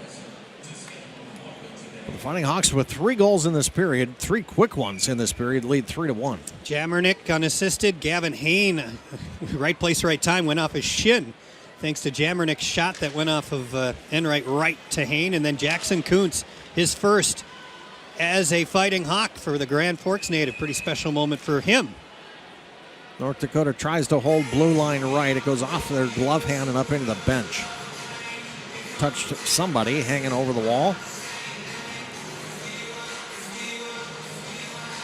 Big penalty kill here. You can ill afford to get down by 3. 6:33 to go here, second period. Sanderson into the offensive zone, drives it off the end wall. Loft has it for the Beavers. Off the boards, but not out. Held there by Reese Gaber. Back up top, Sanderson. In between the circles. Tapped around and now controlled by Ashton Calder. Back up blue line left. Sanderson loses control of the puck. Ethan Somoza. 1-on-2, now 2-on-2. Somoza waits, throws it in between the circles looking for Owen Cylinder. It was deflected just enough by Reese Gaber. Penalty going to be called here on the Fighting Hawks as it's touched by Judd Caulfield. Good job by Owen Sillinger. He was just trying to basically kill time because he was all alone deep in the Fighting Hawk territory, but made a move and then got wrapped up by Gaber, and he will go off for holding. He doesn't like the call. He's trying to get Iarulo to do something, but they'll escort Mr. Gaber to the penalty box. 5:59 to go here, second period. 1:19 of 4-on-4. The Beavers with a 41-second power play of their own then to follow. Left circle face-off. Kirkup will get a face-off warning. Pair of 27s in the dot. Lewis Jamernick, the other 27. Kirkup clean face-off win. Back to the point it goes. Fulmer throws it into the slot and he fanned on it. It's picked up by North Dakota's Clevin. Now Jandrick. Back for Clevin. Minute 6 of the 4-on-4. Clevin flips it in from the neutral zone into the right side corner. He'll chase after it along with Fulmer. Fulmer drives him into the wall. Fulmer's a big kid, Biss. Plays pretty well positionally. Iarulo centers a pass. He's looking there for Kirkup, and it rolls off his stick wide of the target. Beavers get it back. Rosen with a drive off of Driscoll, and Driscoll will pounce on top of it. Couple of good chances there. Rosen right in the slot.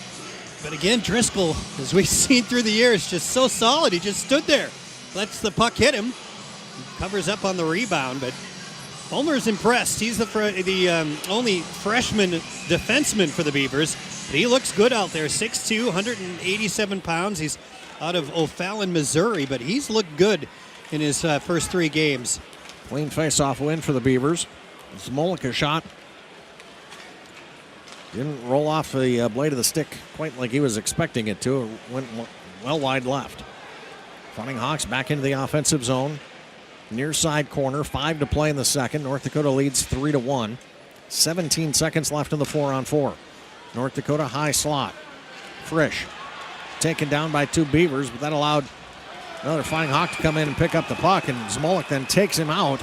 Takes out Constantine, and it's going to be interference, or it's going to be a cross-check on Zmolik. That'll negate the power play coming up for the Beavers. 4-on-3 for 7 seconds, then 4-on-4 for 41 seconds. And then North Dakota will get an Honor Tail power play. I think the refs got some text in between the period or something and said, hey, you got to start calling some penalties because we have had a cavalcade of penalties here in the second period. We had 1 in the first period, and it flew by. Second period is taking forever. It's not exactly how officiating works. No, I know. Now there's 4 penalties for 8 minutes against both teams. That's 7 penalties that have been called in this period, and it's not over. 4-on-3 for 7 seconds. Face-off warning called on the Beavers as Somoza crossed over the line for the face-off circle. First man out of the box for Bemidji State. North Dakota tries to go short side. Enright makes a save. North Dakota gets it back. Up the slot it comes, and it's tapped out by Owen Sillinger to the neutral zone. 4-on-4 here for 27 seconds. Senden into the offensive zone for the Fighting Hawks. Stolen away by Loft. Penalty upcoming as Loft got hit in the face. That was a pretty obvious one. High sticking, and when the player's head snaps back because they got hit in the face. Yeah. And of course, right in front of us, you could see it. Stick just got, it's where you're trying to lift the stick and bother the guy, and oops, it gets up in their face, and that's an easy automatic high sticking call. And we're back. That's a case, Biss, where with full shields, as a player, you're not worried about hurting somebody. Right. That stick can get a little loose, for lack of a better term. Although it's automatic. They'll call it every time. In juniors in the NHL, that play doesn't happen. Well, there's going to be 4-on-3 here for Bemidji State for 18 seconds. Then they'll play 4-on-4 for a while. And then the Beavers will have a 30-second power play at the end of this thing. Beavers get a face-off warning as they try to make a change after the allowable time to make a substitution. I believe Kyle Loft is going to have to go off. He was the last guy on.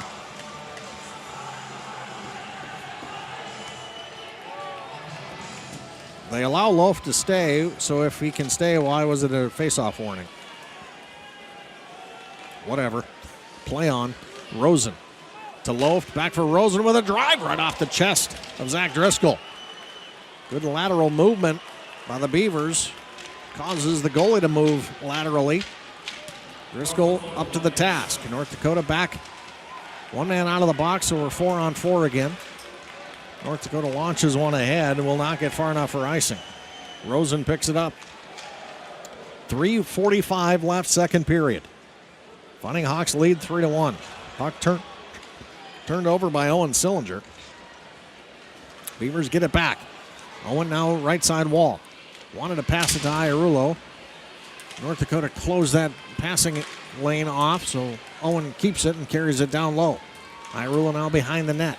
Carries it to the left side corner. Stops, tries to cut back. Steals it away from Sanderson. Owen Sillinger, back up top it comes. Brad Johnson with a drive. No traffic in front of Zach Driscoll. He'll hang on with 3:14 to go. 28 seconds left in the 4-on-4. And the Beavers will have a 30-second Otter Tail power play. Well, they worked the puck around pretty good there and got the point shot. But again, like you said, nobody in front. And Driscoll does not miss those. We know that. He's going to stop every one of those. Doesn't even give up a rebound, so a face-off to his right here. 3:14 left to go. 58 seconds left to go in the North Dakota penalty. 28 seconds left to go in the Zamolik penalty. So again, there'll be a 30-second 5-on-4 here for the Beavers in about 20 seconds. North Dakota will ice it. Yeah, they're not shorthanded quite yet. Paul Bunting Communications second intermission coming up. We'll hear from Elias Rosen. Get you second period stats plus BSU today on the way for you. Doing so many penalties here, we haven't had time for a scoreboard update. We'll try to get that in before the period ends. But at this rate, somebody else is going to take a penalty. North Dakota with a shot from the right side wall. Kicked out of there by Gavin Enright. Rebound all the way to center ice. Picked up by Jandrick. Onto the box is Molick. North Dakota shorthanded. Comes into the offensive zone. Shot. Hits Enright right in the chest. Beavers will pick it up. Kirkup. Cross ice to the near wall for Somoza. Somoza glides into the offensive zone. Drives it in. The Beavers need a line change. Driscoll stomps inside of the net. North Dakota will clear it. 10 seconds left here on the power play. 2:25 left in the second. Fighting Hawks with 3 goals in the period lead 3-1. Owen Sillinger with speed up the near side wall. Sending out of the box. We're back to 5-on-5. North Dakota will clear. Rolling puck. Icing waved off. Rosen picks it up. 2:07 to go here in this second period. Lewandowski into the offensive zone. Drives towards the left. Carries behind the net. Tries the centering pass. Hits the end. Hits the backside of the goal pipe. And he got rocked. North Dakota will clear it to center ice. Kuntz now into the offensive zone. Stick handles down the slot. One-time redirect by Caulfield. Pad save is made by Gavin Enright. That was a heck of a save. Great move by Kuntz. Great puck control and stick handling in tight space there. Iarulo sends it up the far side wall. Can't clear the zone, however. Held there by Cooper Moore. Minute 27 left here, second period. North Dakota leads 3-1. Zmolik back behind the goal line to the right side corner. Stolen away by Nick Ports. North Dakota between the circles with a shot up over the crossbar. Hits the end glass. Tied up down below the goal, Jackson Kuntz. To the left side corner. North Dakota up to Frisch. Left point, he'll backhand it down low. Brad Johnson rips it up the near side wall. Out to center ice it'll come. 1 minute left here in the second period. North Dakota breaks out of their own end. Up the near side wall. Constantini gets around Brad Johnson. Gets to the puck in the left side corner. Tries the centering pass, picked up by Gaber. Gaber walks out in front. Lost control of the puck. Beavers to the line and out. But it's picked up by Ashton Calder. 42 seconds left here, second period. Constantini right back on the attack for North Dakota. Behind the net, leaves it, nobody was home. Lucas Cylinder tosses to the near side corner. Alex Adams gets run into there.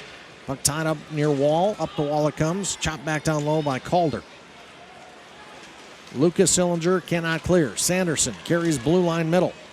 Over to the circle for Calder, a shot. Got deflected. Brad Johnson throws Calder down to the ice. Spun up to the near side wall. Sanderson will hold. 10 seconds left in the period. Fighting Hawks, Schmaltz throws it towards the slot. It deflects to the right side corner. Picked up by Alex Adams. Up the near side wall. 2 seconds, 1 second. Horn will sound, and we are through 2 periods of play. And North Dakota scores 3 goals in the period. They were down 1-0. They now lead 3-1. Well, it was definitely the Fighting Hawks period. I mean, they got some bounces. They had really the better play.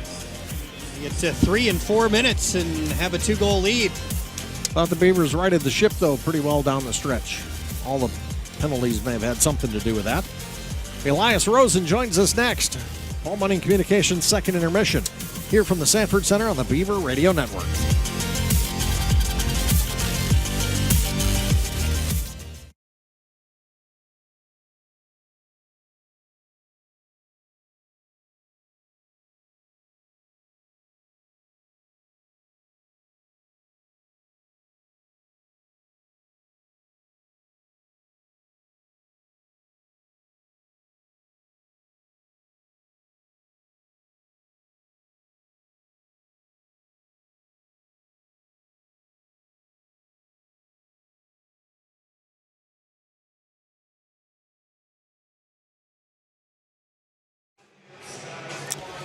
Welcome back here to the Paul Bunning Communications second intermission.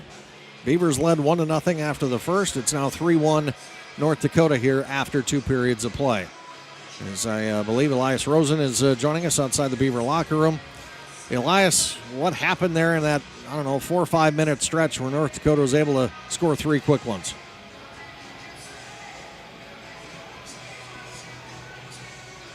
Elias must not be with us. Not there yet. That was weird, though. I mean, unfortunate just for Bemidji State, just didn't get the bounces. The Fighting Hawks got the one. You're like, all right, it's still 1-1. Second and the third were pretty quick. Yeah, I wonder what happened with this. I'd like to know how that stick broke for Gavin Enright. That's really unusual that the goalie stick breaks in half like that. And that's obviously what allowed for that goal to happen. It was a good play by Jammernick, but still. And then the shot came off his shoulder and right to...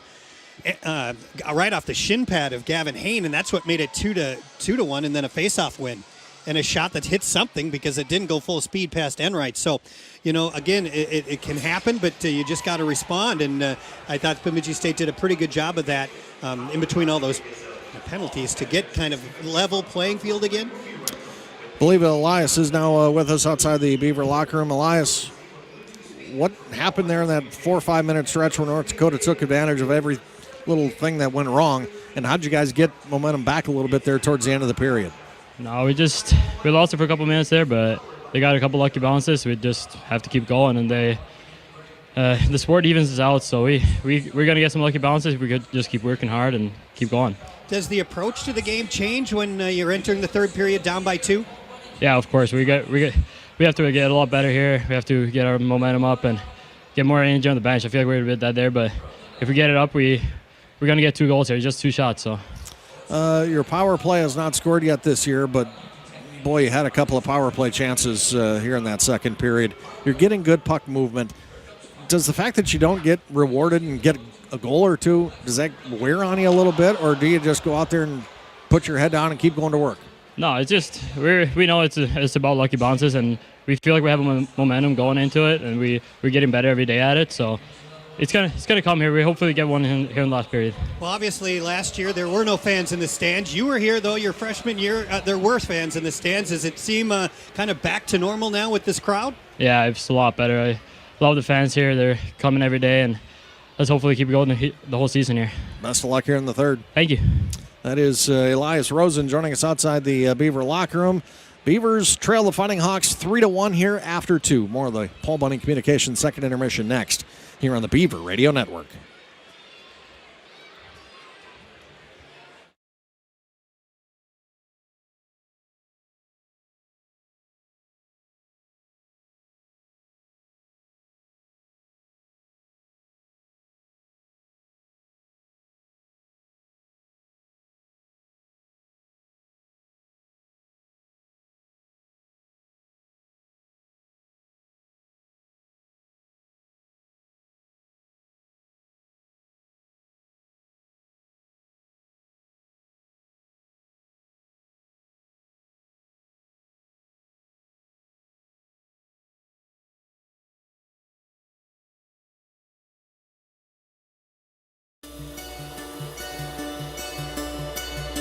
Side by side in harmony. For many years, Sanford Health and North Country Health Services served the community of Bemidji. I used to have to go in to the auto parts store. Pay too much, never find quite what I'm looking for. Now I just go online to Rock Auto and see all the parts my car will ever need. Lower prices, more parts, more brands. It's so easy to find the right parts fast. All the parts your car will ever need. Rock Auto. All the parts your car will ever need. RockAuto.com. To run is to feel. That's why Allbirds is focused on natural materials with supernatural abilities, so you can feel something real everywhere you go. Whether you work at a desk or a workbench, Square helps you see all the angles with tools that all connect together. Sign up in minutes at Square.com. And with your one account, you can take payments in person, online, and by invoice. It all works in sync, from your estimates to your appointments. Sign up with Square today and see your business from every angle. Get started free at Square.com. At Square, we help every kind of business with every part of their business. Millions use our tools for everything from taking payments to selling online. Go to Square.com to see how all our tools work together and save you time with a single account. There's no long-term contracts, and Square integrates with other services you're already using, so you can run your whole business all from one place. Start saving time and money today by switching to Square. Get started free at Square.com now. Jams it in. It's tied up 1 apiece. Well, your Evan Enright stick busted, and Kyle Loft had the puck in front of the net. He thought, I think, about trying to push it back underneath him. Instead, brought it behind the net, had it taken away, and stuffed right underneath the pads of Gavin Enright.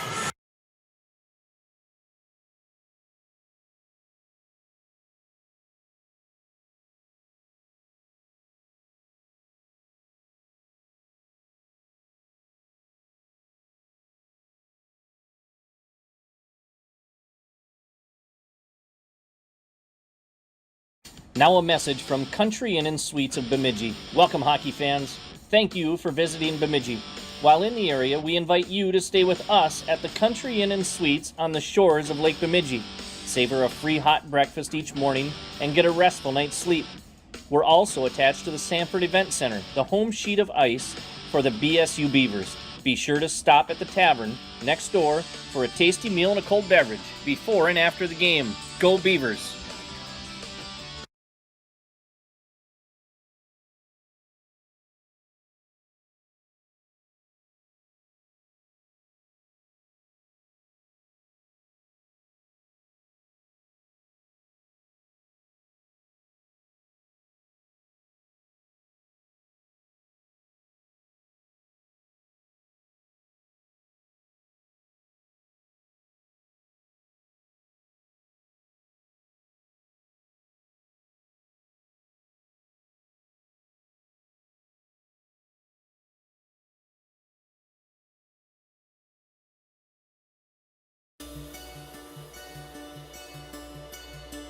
side by side in harmony. For many years, Sanford Health and North Country Health Services served the community of Bemidji on parallel tracks. Until there came a time when they knew that together they could do so much more than apart.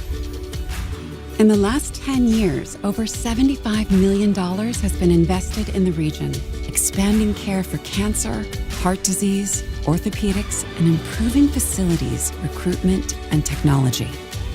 As part of Sanford Health, Bemidji grew from 900 employees to 1,896 employees, including 180 healthcare providers serving 150,000 people across 14,000 square miles.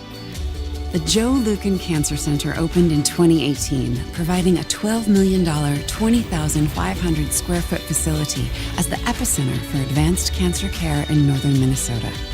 A national leading initiative on behavioral health care was created to help those hurting in our community. Bemidji has also received accreditation from the Joint Commission in developing greater access to care with their own medical mile. And for Bemidji and northern Minnesota, this is just the start of another 10 years of extraordinary growth, change, and a future that is brighter than ever.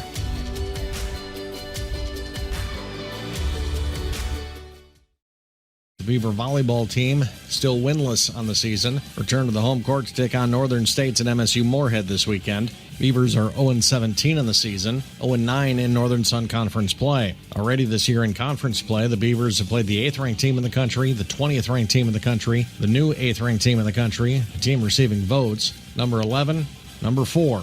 This weekend, Northern State receiving votes. This would be a tough schedule for a veteran team. The Beavers are not a veteran team. A very, very young team. Riley Bjerkley says they're just trying to figure out themselves, their role, and finish a rebuild. Well, we have such a young team. Like, everyone on the court is sophomore. We have like 1 or 2 seniors, I think, that is in our lineup. I feel like we're just learning like about our dynamic this year, and it's like definitely like we're rebuilding. The Beaver soccer team is not rebuilding. They're ranked 11th in the country. They're undefeated. Their lone blemish, a 2-2 tie back on September 24th on the road at Minnesota State Mankato. This weekend, the Beavers at Winona State and at Upper Iowa. Beavers last weekend, 1-0 winners over Duluth, 3-0 winners over St. Cloud State. Nia Olsen had the game winner on Sunday against St. Cloud State. It was her second goal of the year. She says scoring goals has given her a lot of confidence. Yeah, it helped a ton spark my confidence and see that I was able to do it. The feeling that you get at scoring one of your first goals of the season isn't anything like anything you've ever felt before. So it was super fun to have that feeling and bring that into this weekend as well. Beaver women's hockey team was off last weekend. They're on the road at Ohio State this weekend. The Buckeyes, currently ranked number 2 in the country. Beavers opening weekend 2 weekends ago at St. Thomas, won 3-0, lost 2-1. So what'd they do in an early season week off? Got to work. The Beavers' Lindsay Featherstone. Yeah, I think it was good. Conditioning-wise, we were able to skate a little bit more than we probably normally would during a typical game week. We got in some conditioning in the scrimmage on Friday, but also just a time to, have fun with it again and play more small area games. We got to do more skills stuff. Beaver men's hockey team will have a home-and-home with North Dakota this weekend. Lost twice last weekend with a home-and-home with Minnesota Duluth. Last weekend, the Bulldogs were ranked 5th in the country. This weekend, the Fighting Hawks are ranked 6th. A challenge? Yes. One the Beavers are up for? Absolutely. The Beavers' Ross Armour. Yeah, obviously playing against these teams that are so close to us, there's a lot of build up to it, but we're excited and we're just going to treat it like any other game. Just go in there and do our best and put our best foot forward. Beaver football team is at home this weekend. The battle for the Axe against Minnesota State Moorhead. The Axe, the second longest traveling trophy in Division II football history, goes to the yearly winner of this game since 1948. Beavers have righted the ship a little offensively the last 2 weekends. Last weekend at Concordia St. Paul, scored 42 points. The week before that against Minot State, scored 49 points. That's kept their kicker, Mason Hofer, quite busy, and he's all right with that. It's fun. It keeps you in the game. Like always past years, I've only done a couple things, and it's always fun when the team's always out there scoring a lot of points. And it just keeps you in the game, keeps you locked in, and you feel like you're more involved. And we got a great football team right now that likes to put up a lot of points, and I'm just out there having fun. I don't got much time left, so I'm just enjoying what I have left. That's BSU Today, presented by Paul Bunning Communications. I'm Brian Schultz for the Beaver Radio Network.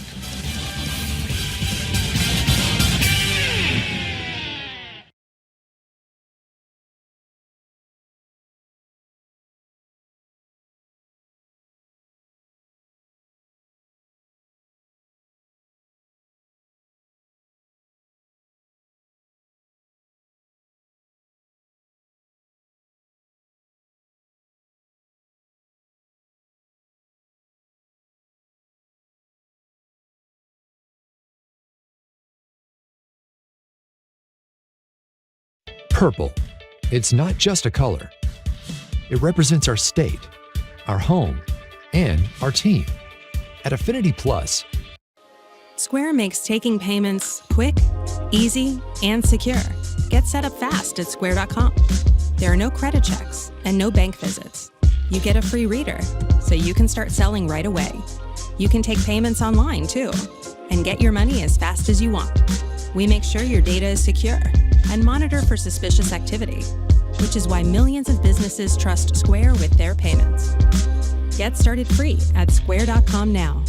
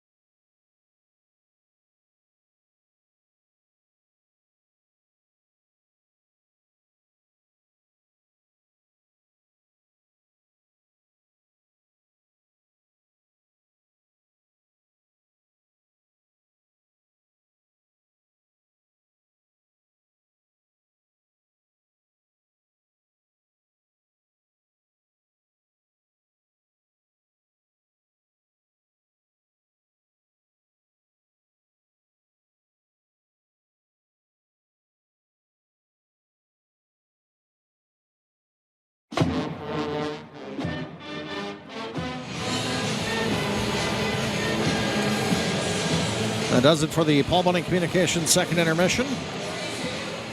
Fighting Hawks lead 3-1 here after 2. Beavers from right to left. Sillinger on the faceoff. North Dakota's Fighting Hawks will control back to the neutral zone. Rosen. Now Lucas Sillinger. Lucas spun off of the play. Brought into the offensive zone by North Dakota's Mark Senden. Back up to the top for Frisch. Spins it around to the right side corner. Rosen taps it back to Owen Sillinger. North Dakota steals. Shot shallow angle kicked out of there by Gavin Enright. It was a very high velocity shot from a shallow angle. Beavers have iced it. That's why you always got to be paying attention. And from the sideboards, a ripped shot that Enright did a good job of kicking out. 37 seconds gone here in the third period, and Bemidji State has not scored a goal in the third period yet this season. Again, there's only been two games that count. Exhibition game as well, though. So a year ago, they were really strong in the third period, so you hope that's just an anomaly here at the beginning of the year. North Dakota redirect by Schmaltz out in front of the net. Whistles wide. Beavers to the line, not out. Now they'll tap it out on second effort. That was Lucas Sillinger. Played 55 seconds of this third period. Caulfield centers a pass. Nobody home. It's picked up by Eric Martin. Martin for the Beavers. Tries to work it around Chris Jandrick. Fighting Hawks. Flip it in. That's Schmaltz. Loafed behind the net. Leaves it for Zmolik, who spins it up the near wall for Somoza, who tosses it ahead now for Ross Armour. Armour. Beavers offside as Armour was stood up on zone entry. Email the booth from Colin and Mason. Tuning in from Phoenix says, "Go Beavs, we'll see you at Thanksgiving." I have fixed whatever in the heck I did wrong. The email's working, and Phoenix is a little bit warmer than here today, I'm guessing. It always is probably warmer, but significant difference today. It was, 47 degrees at best? Very fall-like day today. It felt bone-chilling after it was 84 a week ago. Beavers send the puck into the offensive end.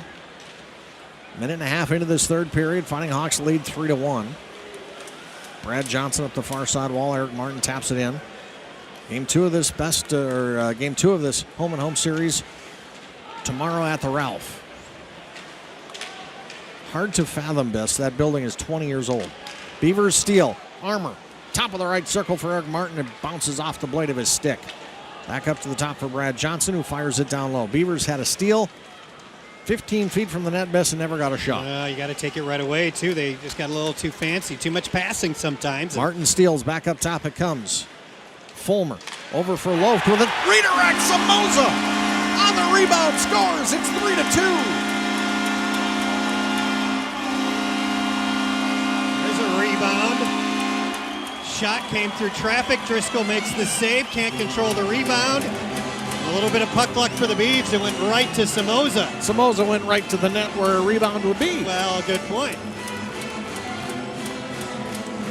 3-2. Ball game on.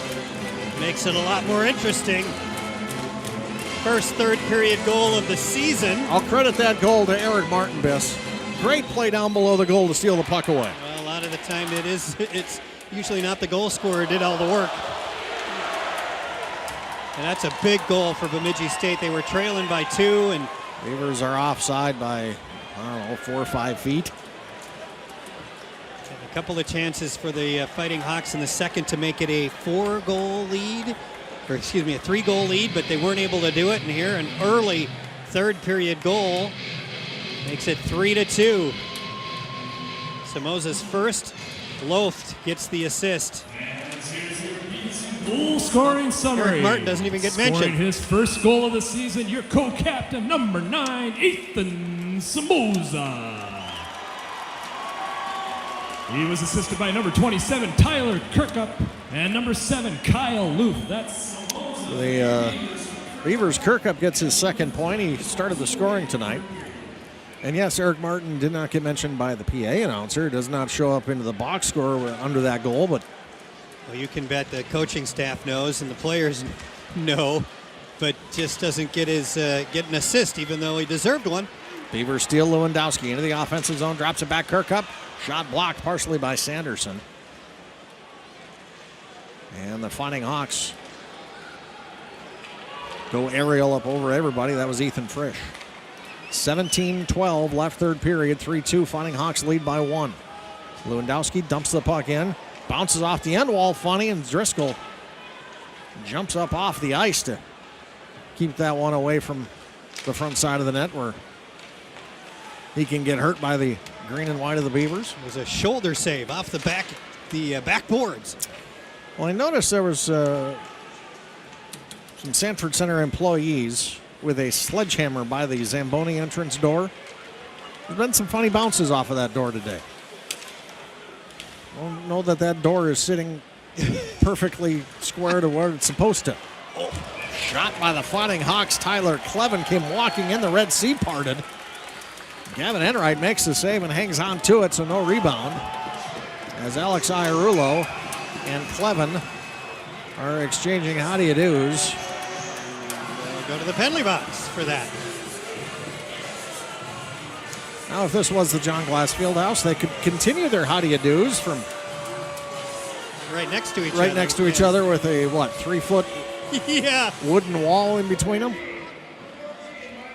A little safer. They're in their own boxes here at the Sanford Center. You mentioned the Ralph being 20 years old. I mean, it looks brand new, of course. It's 11 years old here at the Sanford Center to the day. It was October the 15th, 2010 that this building opened with North Dakota. Brian mentioned it earlier. Jamie McQueen got the first goal. This place has never been louder. You should imagine it was a sold-out stadium in a minute and a half into the game. Jamie McQueen scored the first goal in the building. Unfortunately, they did not outscore the Fighting Hawks that night. Beavers steal. Armour out to center ice. Tries to work it around Cooper Moore, and he got it around Moore, but because of that, it was wide of the target. Beavers get it back in the corner. Armour roughed up a little bit there by Moore. Kept alive by Ross Armour now. Down low it goes for Somoza, the captain.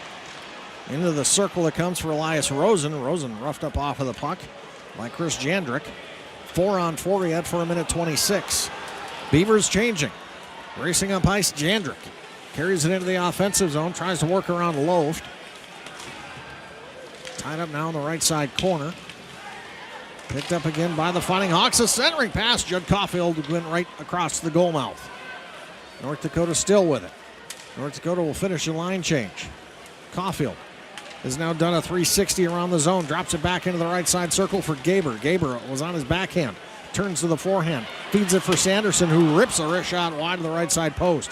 He had stuff to shoot at there on that post. He had a lot to shoot out, and Kyle Loth lost his stick for about 30 seconds there. He's finally gone to the bench. Eric Martin glides into the offensive zone, waits for some help.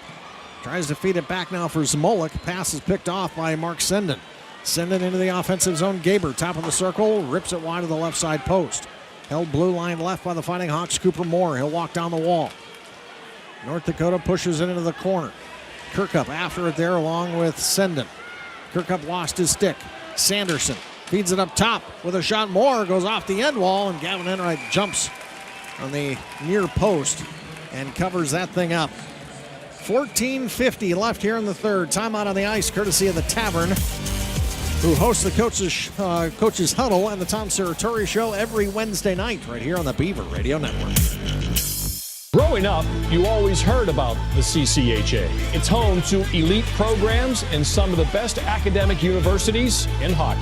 The exposure of playing in the CCHA is second to none. It's one of the top developmental leagues in North America.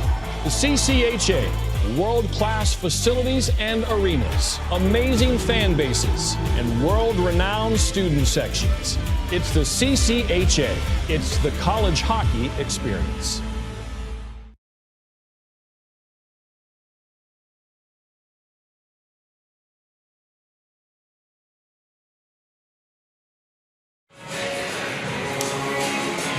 Beaver Hockey here on the Beaver Radio Network, brought to you by Detail Plus, specializing in car detailing, remote car starters, auto glass repair and replacement, window tinting, truck accessories, and car audio and video. Detail Plus also brings us the scoreboard. Notre Dame has defeated Michigan Tech 2-1. Lake Superior State defeats St. Thomas 3-1. Minnesota State a 5-2 win over Providence. WCHA women's hockey scores. Ohio State, ranked second in the country, beat the Beavers tonight 7-rip. Game 2 of that series tomorrow. Beaver volleyball, Beaver soccer both in action today. We'll get your scores on those coming up. Beavers break out to center ice. Lucas Cylinder. Cylinder drops it back to Owen Cylinder. Both teams back to even strength. We were playing 4-on-4. Beavers have scored here to cut the lead to 3-2. Fighting Hawks back their way into the offensive zone.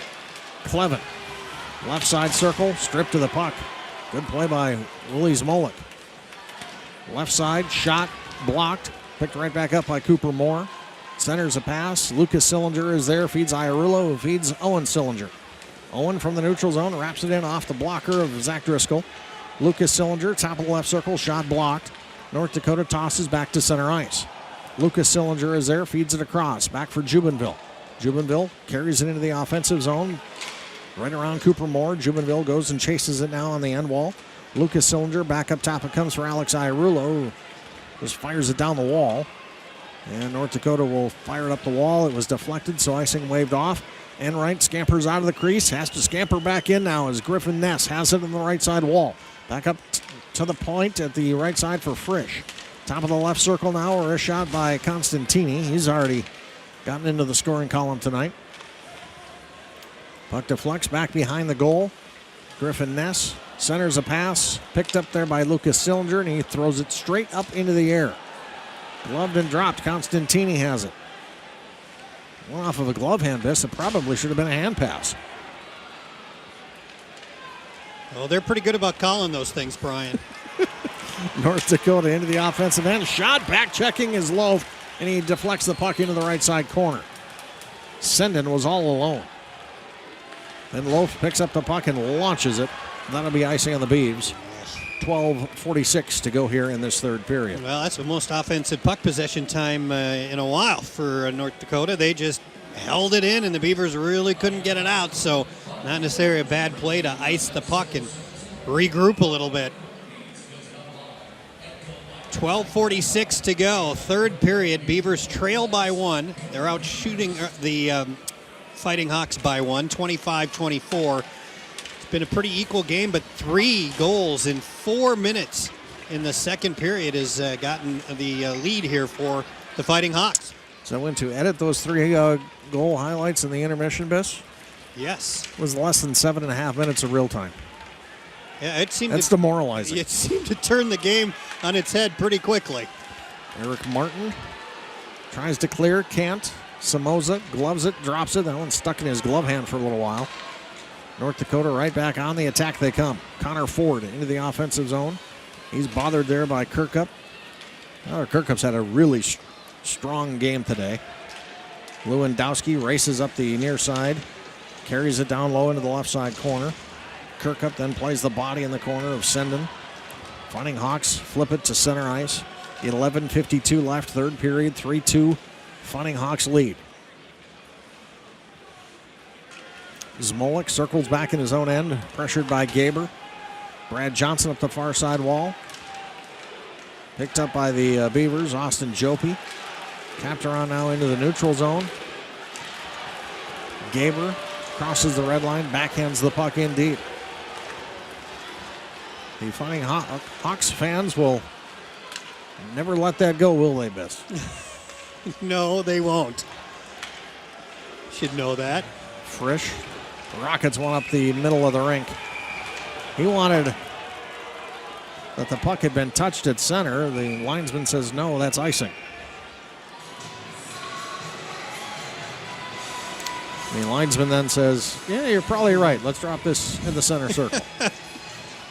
Well, Brian's fixed it, I think. You might be able to contact us again via email in the email the booth.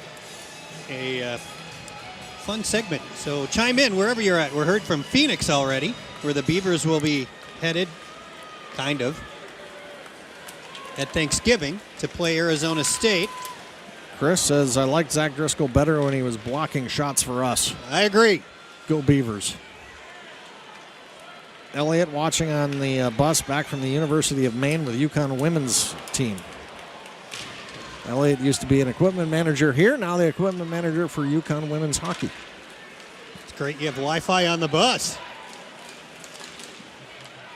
I forget it's not that rural there. You've heard of urban sprawl? Yeah, you're right.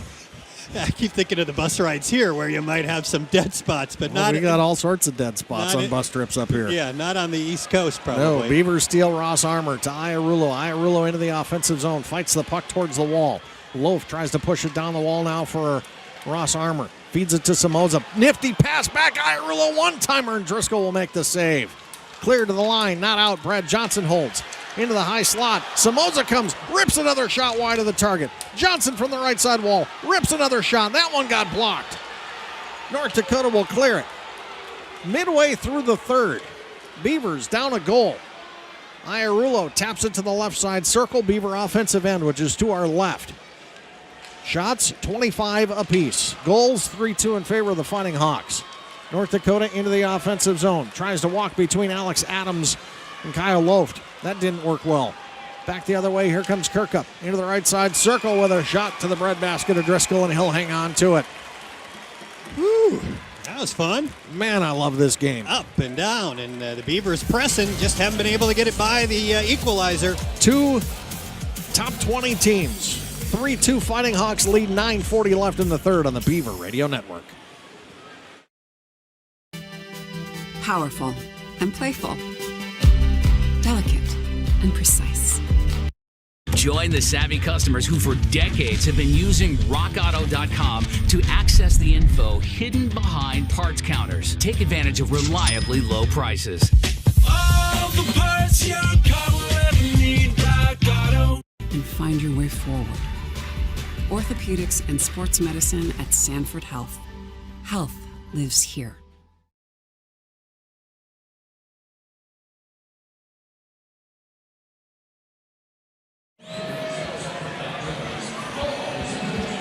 $9:40 to go here in the third. 3-2 our score. Beaver hockey being brought to us by Higgins Heating and Air Conditioning. Since 1946, Higgins Heating and Air Conditioning provided HVAC services to homeowners and businesses in Bemidji. Also brought to you by Lucan's Village Foods, building stronger employees, families, and community through employee ownership. Fighting Hawks defensive zone faceoff. They'll win it. Flip it out to center ice. Beavers right back on the attack. Iarulo. Left side, throws it towards Driscoll. No traffic. Driscoll hangs on. Not a bad play, though, with even up numbers. Throw it towards the net. Hope you get a bounce or something. But Driscoll, as he often does, just gloves it, hangs on. The fans have got their money's worth for this one. It's been highly entertaining. It should be a fun final 9.5 minutes here of the third period. Face-off warning to the Fighting Hawks. Beavers control. Zmolik sends it wide, goes to the end wall. Owen Sillinger has it. Owen tries to walk out in front on his backhand, turns to his forehand, turns and fires, and Driscoll makes a stick save. He almost was pushed out of the crease by his own defender. Fighting Hawks off the wall, not out. Zmolik will hold, rifles one right back towards Driscoll. Driscoll bobbling his stick as he went down for the save. Beavers keep it alive. Iarulo walks on front, stripped to the puck. Zmolik gets it back to him. Now Zmolik takes a hit. Lucas Sillinger plays it back down low into the corner for Alex Iarulo. Back up blue line right, Zmolik pushes a pass to the slot. Looks for a redirect from Lucas Sillinger. It goes flying right past everybody to the left side corner. Up the near side wall. Gloved and dropped by Elias Rosen. Played down the wall now for Owen Sillinger. Sillinger, top of the circle, fans on it. Rolling puck. Cleared out of there by the Fighting Hawks, Ethan Frisch. Off to the races the other way. Here comes Ashton Calder. Elias Rosen angles him right to the left side corner. Beavers pick up the puck again. Fighting Hawks 3, Beavers 2, 8:21 to go here, third period.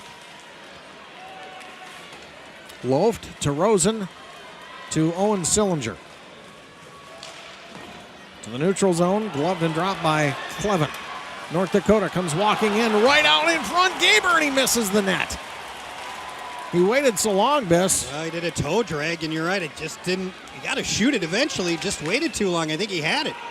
Beavers trying to walk out in front of their own net. That didn't go well. Rosen lost it. Goes back behind the goal. Rosen will go get it again. Shots 30-26 in favor of BSU. North Dakota offensive end with it. Too much time and space. Turning and firing is Judd Caulfield.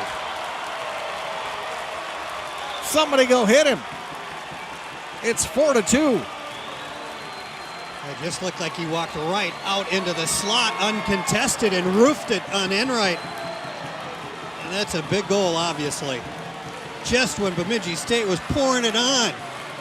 The Fighting Hawks get the puck back in the zone, and then they are unrelenting. They forecheck pressured, and they get the end result they were looking for, a ripped wrist shot from the middle of the slot by Caulfield. And again, Brian, you called it right as it's happening. Somebody get on that guy. Fighting Hawks right back into the offensive zone. A wrist shot from the right point by Jamernick. Just missed high stick side corner. Beavers will clear it. Alex Adams throws it into the North Dakota bench. Trying to bypass Jamernick. Now Adams and Jamernick, or Kirkup rather, and Jamernick. Adams and Ness. Caulfield, I believe, unassisted, Brian. And again, something's happened if it's unassisted. A breakdown. And again, it looked like, I don't know if it came from the inboards or the sideboards, but there wasn't a whole lot of opposition for him, and he got that quick release wrist shot when he got in the open in the slot, and that's a tough for any goaltender to stop that shot.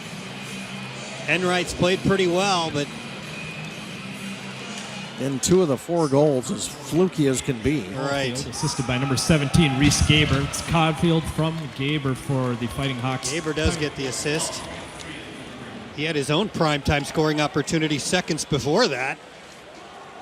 North Dakota off the glass and out to center ice. Picked up by Jackson Coons into the offensive zone. Deflected by Jack Powell. Beavers have given up 4, Biss, but I think defensively they've actually played all right. They have. I think they again, a couple of bad bounces, but you got to give North Dakota credit. They finished on those. Centering pass out in front for Cardelli, and he partially fans on it. Comes back to center. Austin Jopi backhands it in around Jandrick. 6:25 to go here, third period. Fighting Hawks by 2. It's 4-2. Get a goal and then pull a goalie. See what happens. Connor Ford into the offensive zone, down low. Enright sliding over to his right. What a save.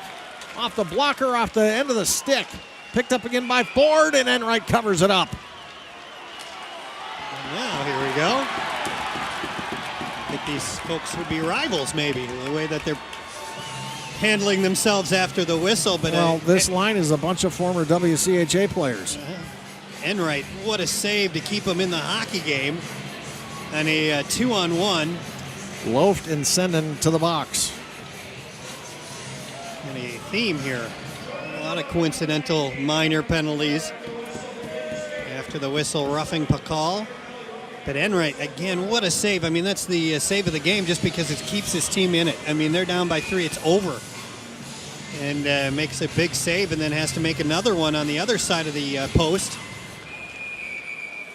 Whistle blows after the Fighting Hawks win the draw. The face-off warning goes to Ross Armour. That was North nice. Dakota won the face-off. Thank you. Yeah, that was nice of them because they were going to get a shot opportunity. The Beavers win this one. Somoza. Stick handle through the neutral zone. Stolen away by Tyler Clevin. Loose in between the benches. Beavers will finally control. 4-on-4 for a minute 44 yet. Armour into the offensive zone. Drops it back for Will Zmolik. Zmolik pushes it to the left side corner. Back behind the net now Somoza. Right back for Zmolik. Zmolik just puts his shoulder on a player, Biss, and he moved him about 3 or 4 feet. Clevin to Sanderson. Beavers are changing. 5.5 to go here in the third. North Dakota's Fighting Hawks lead by 2. Through the neutral zone, Gaber carries to the far corner. Fulmer takes him into the wall there. Beavers pick it up. Zmolik. Zmolik will push to the neutral zone, picked up by Bemidji State's Eric Martin. Martin, top of the left circle, just chops at the puck and it goes up over the crossbar. That got in on Driscoll pretty quickly, but it was not on target. Fighting Hawks up the far side wall. Pushing it out towards the neutral zone is Judd Caulfield. He scored the last goal for the Fighting Hawks. Inside of 5 to play, 4-on-4 yet for 44 seconds. Gaber falls down in the center circle. Beavers into the offensive zone. Owen Sillinger drops a pass back for Iarulo, and it's stolen away by Tyler Clevin. Beavers get it right back, looking for Iarulo. The pass was behind him, and icing is going to be called. Iarulo didn't see it. He's mad, too. He was open. He didn't realize. Iarulo pumped his hand like, oh, so close. So close, except he clearly didn't see that. I mean, he didn't even look. Well, he was looking left. It went right. Yeah, well, 4:36 left to go in the third period. The Fighting Hawks have a 2-goal lead here, so Bemidji State trying to get the puck down and get some pressure on Driscoll. Try to get within 1. 20 seconds left in the 4-on-4. North Dakota retreating in their own end. Chris Jandrick tosses to center, picked up by Jubenville of the Beavers. Feeds Elias Rosen, who feeds Owen Sillinger. Cylinder tries to walk around Frisch. Fighting Hawks will clear it to center. Rosen picks it back up. The 4-on-4 is over. Rosen crosses the red line, crosses the offensive blue line. Rosen carries it down low into the right side corner, swats it over to the near side wall. Jubenville has it. Jubenville carries it to the left corner. Back behind the net to the right side. Bottom of the circle, Rosen. The bottom of the circle. Rips a wrist shot just high and wide. Rebound caroms all the way off to center. From that shallow of an angle, Biss, if you don't put it on target, there is no way it's staying in the zone. That's right. But again, they're seeing it. They're just not hitting it. Beavers into the offensive zone. Bouncing puck. Gloved and dropped by Cooper Moore. Moore lost an edge with a little help from, I believe, Ross Armour. North Dakota picks up the puck. Tosses to center ice. That's Mark Senden. Near side wall. Tries to work around Zmolik. Zmolik pulls the puck away from him. Feeds Loft. Well, that defensive pair right there. Long pass to Somoza. 1-on-2. Somoza shot closing quickly. Defensively is Jake Sanderson. Tom Serratore said Wednesday night at the Tom Serratore show might be the best skater he's seen. That's saying something. Well, he hasn't stuck out too much here tonight.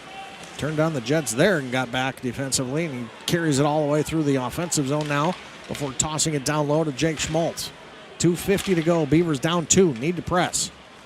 Out to center ice to Eric Martin. He'll just toss it ahead as the Beavers need to change. Controlled by Jandrick. Beavers will be offside, but North Dakota will toss it ahead. Thank you much. That is icing. 2:32 left, down by 2. Does Tom Serratori take a timeout and pull the goalie? Well, I think he'll take a timeout. I don't know whether he'll pull the goalie, but why not? I don't know if he'll get this opportunity again. It's an offensive zone faceoff, and the Beavers are going to take a timeout. And I'd do it.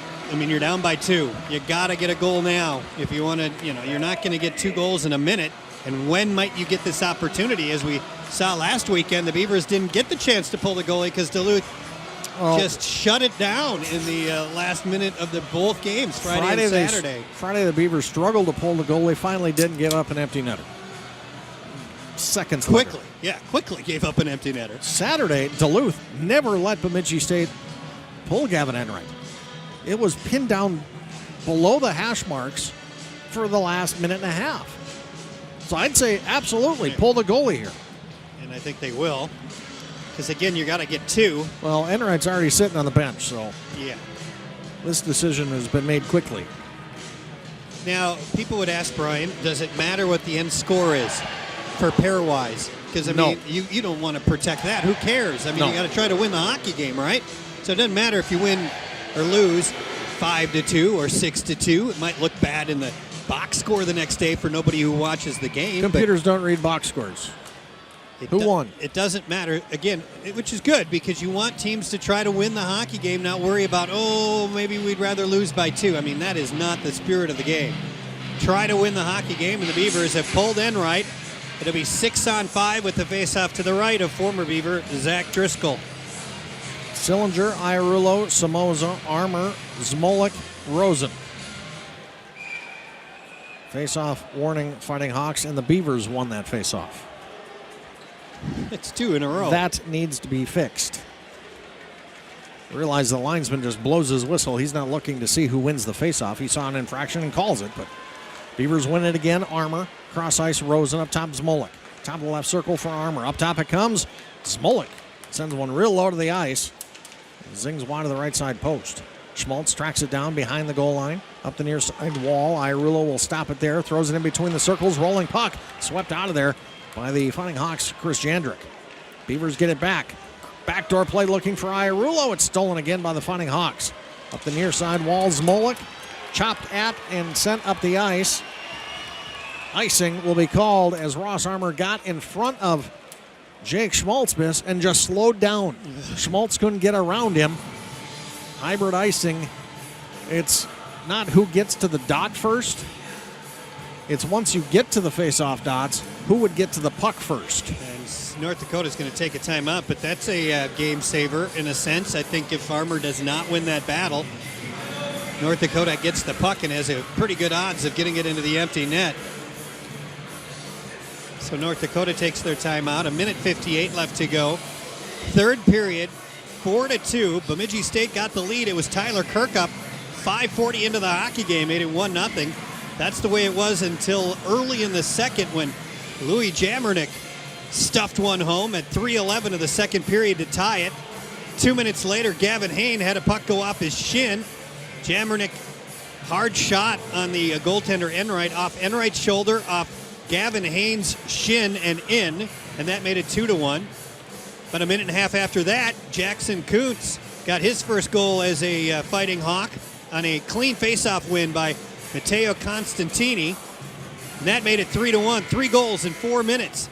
Ethan Somoza scored 2:09 early here in the third period. That made it 3-2.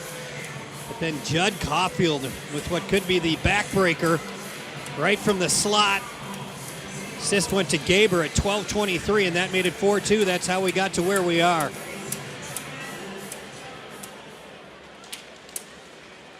Beavers win the faceoff. Extra attacker on. Rosen shot blocked. Good job by the Fighting Hawks. Mark Senden, he's slow to get up. Beavers keep it alive. Somoza. Left point Armour. Left circle Somoza. Back up top for Armour. Blue line middle's Mullick. Over to the right side it goes. A blast by Rosen. Wide of the target. Minute 37 to go. Fighting Hawks lead 4-2. Beavers have pulled goalie Gavin Enright. Extra attacker on. Beavers have had it in the offensive end the whole time since, with the exception of that one clear and icing call by North Dakota. Rosen, blue line right. Blue line middle to Zmolik. Backhands it over to the left side for Armour. Back up top, Zmolik partially fanned on it. May have broken his stick. He did. He has to go to the bench for a new stick. Rosen plays it down low.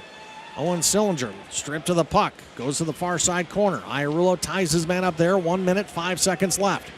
Sillinger pushes it up the wall. Zmolik's got a new stick. He pushes his old busted stick out of the way. 1 minute left. Armour back up top for Zmolik. Over for Elias Rosen, right side circle. Bottom of that circle it goes now for Owen Sillinger. Back up top for Rosen.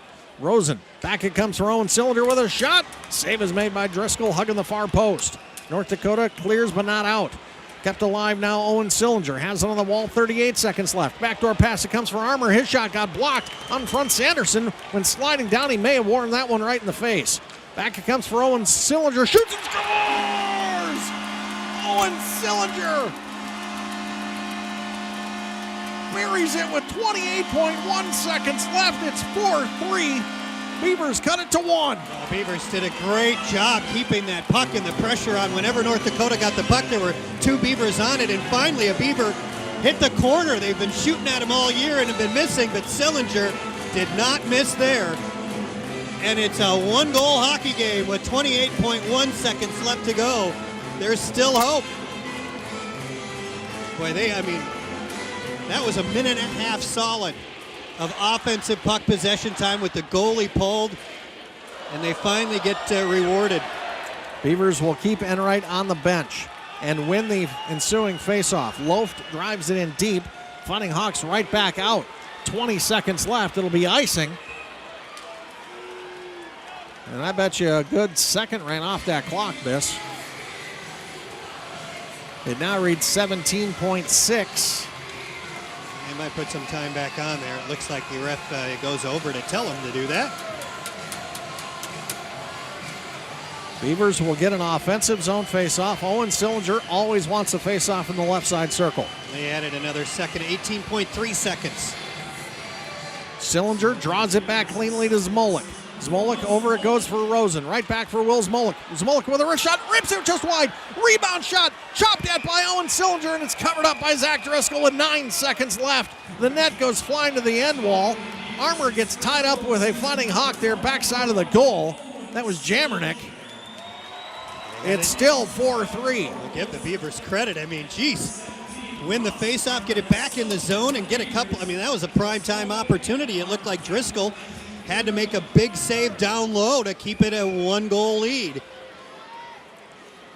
And now there's 9 seconds. TV timeout? That's a rarity. You can't take a TV timeout after a goal. So with 9 seconds left, I guess both teams get the advantage here. Nobody is... Well, with 9 seconds left, you clearly need to win the faceoff. Yes. And get a quick shot and hope for something. But again, give Bemidji State credit. Down by 2, they pulled the goaltender with about 2.5 to go. Never really threatened to give up an empty net goal. Instead had the puck in the North Dakota zone the entire time. And finally got a shot that hit the upper corner. Sillinger from down low went roof stick side on Driscoll and hit it. And it's made for a stressful finish for Fighting Hawk fans. An exciting game for everybody. Owen Sillinger, Ross Armour, Ethan Samoza, Brad Johnson, Alex Iarulo, and Elias Rosen. Going to try to get it back for Johnson at the point. Puck just sits in the face-off circle. North Dakota wins the draw, fires it ahead. Icing called with 2.4 seconds left. Now you pretty much have to draw this thing towards the net and hope for a scrum. Well, or win the face-off clean and get a shot back through traffic, and that's what you got to try to do. It's got to cross the goal line before zeros. I don't think pushing it forward's the answer. You got to draw it back to Iarulo and let him rip it. Iarulo at 6 o'clock on the face-off dot. Owen Sillinger, left circle. Puck just sits in the dot. That's going to do it.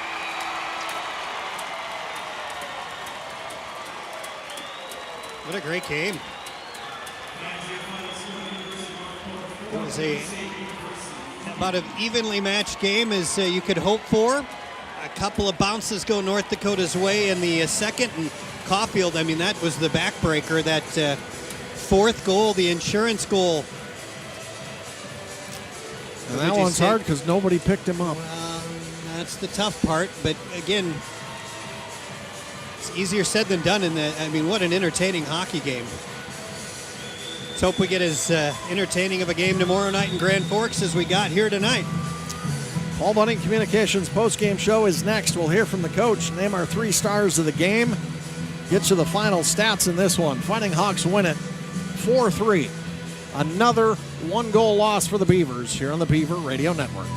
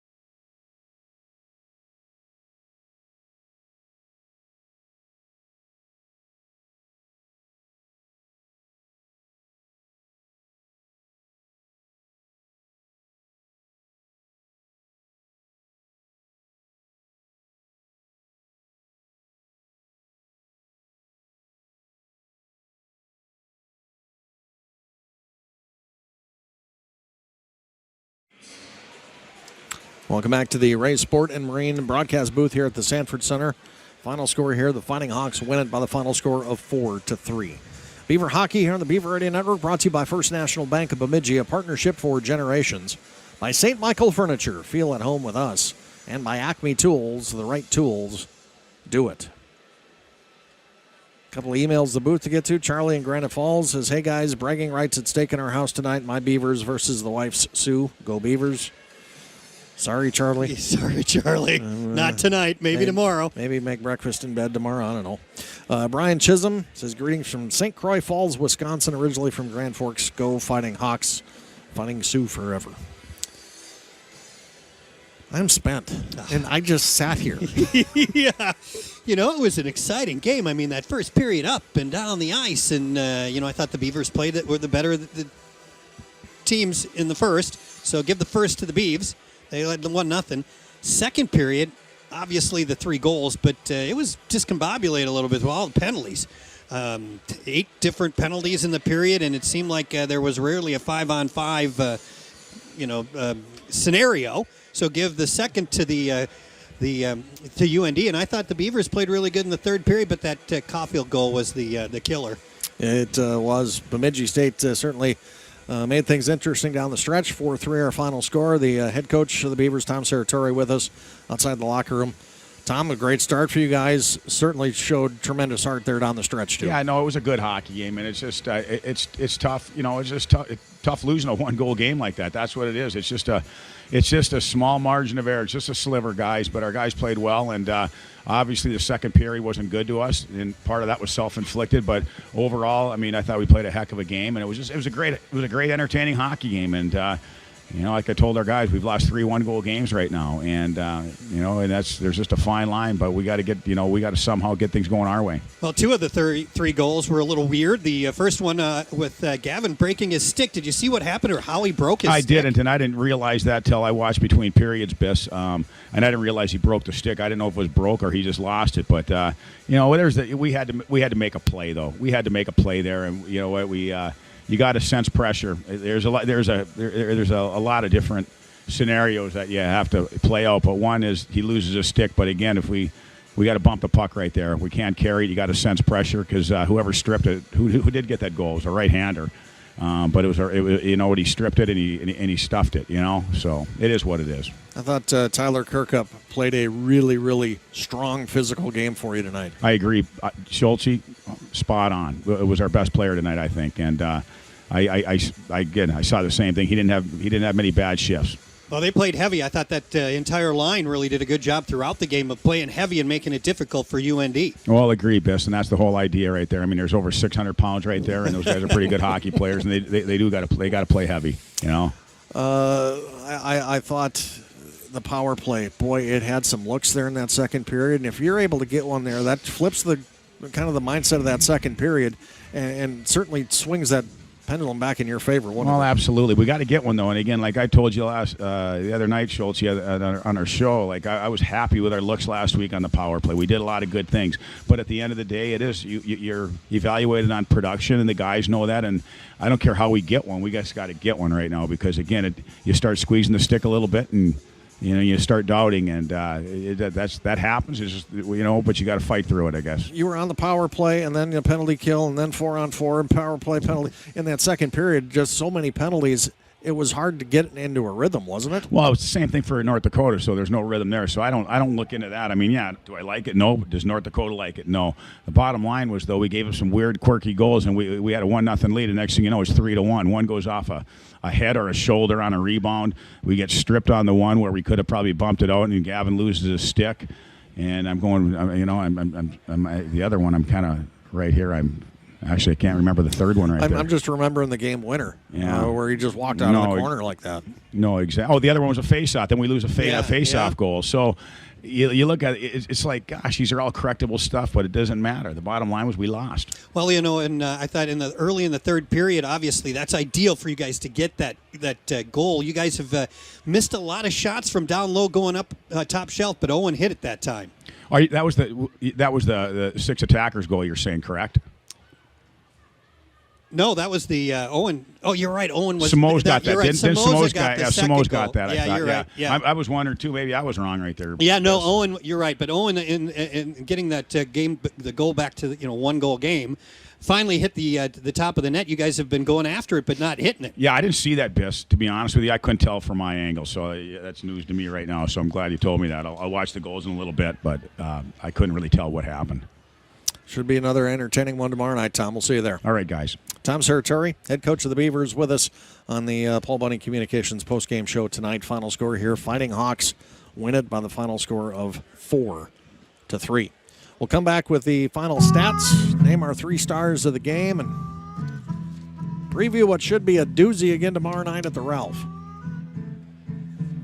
Fighting Hawks win this one 4-3. Paul Bunny Communications postgame show next. Rolls on right here on the Beaver Radio Network.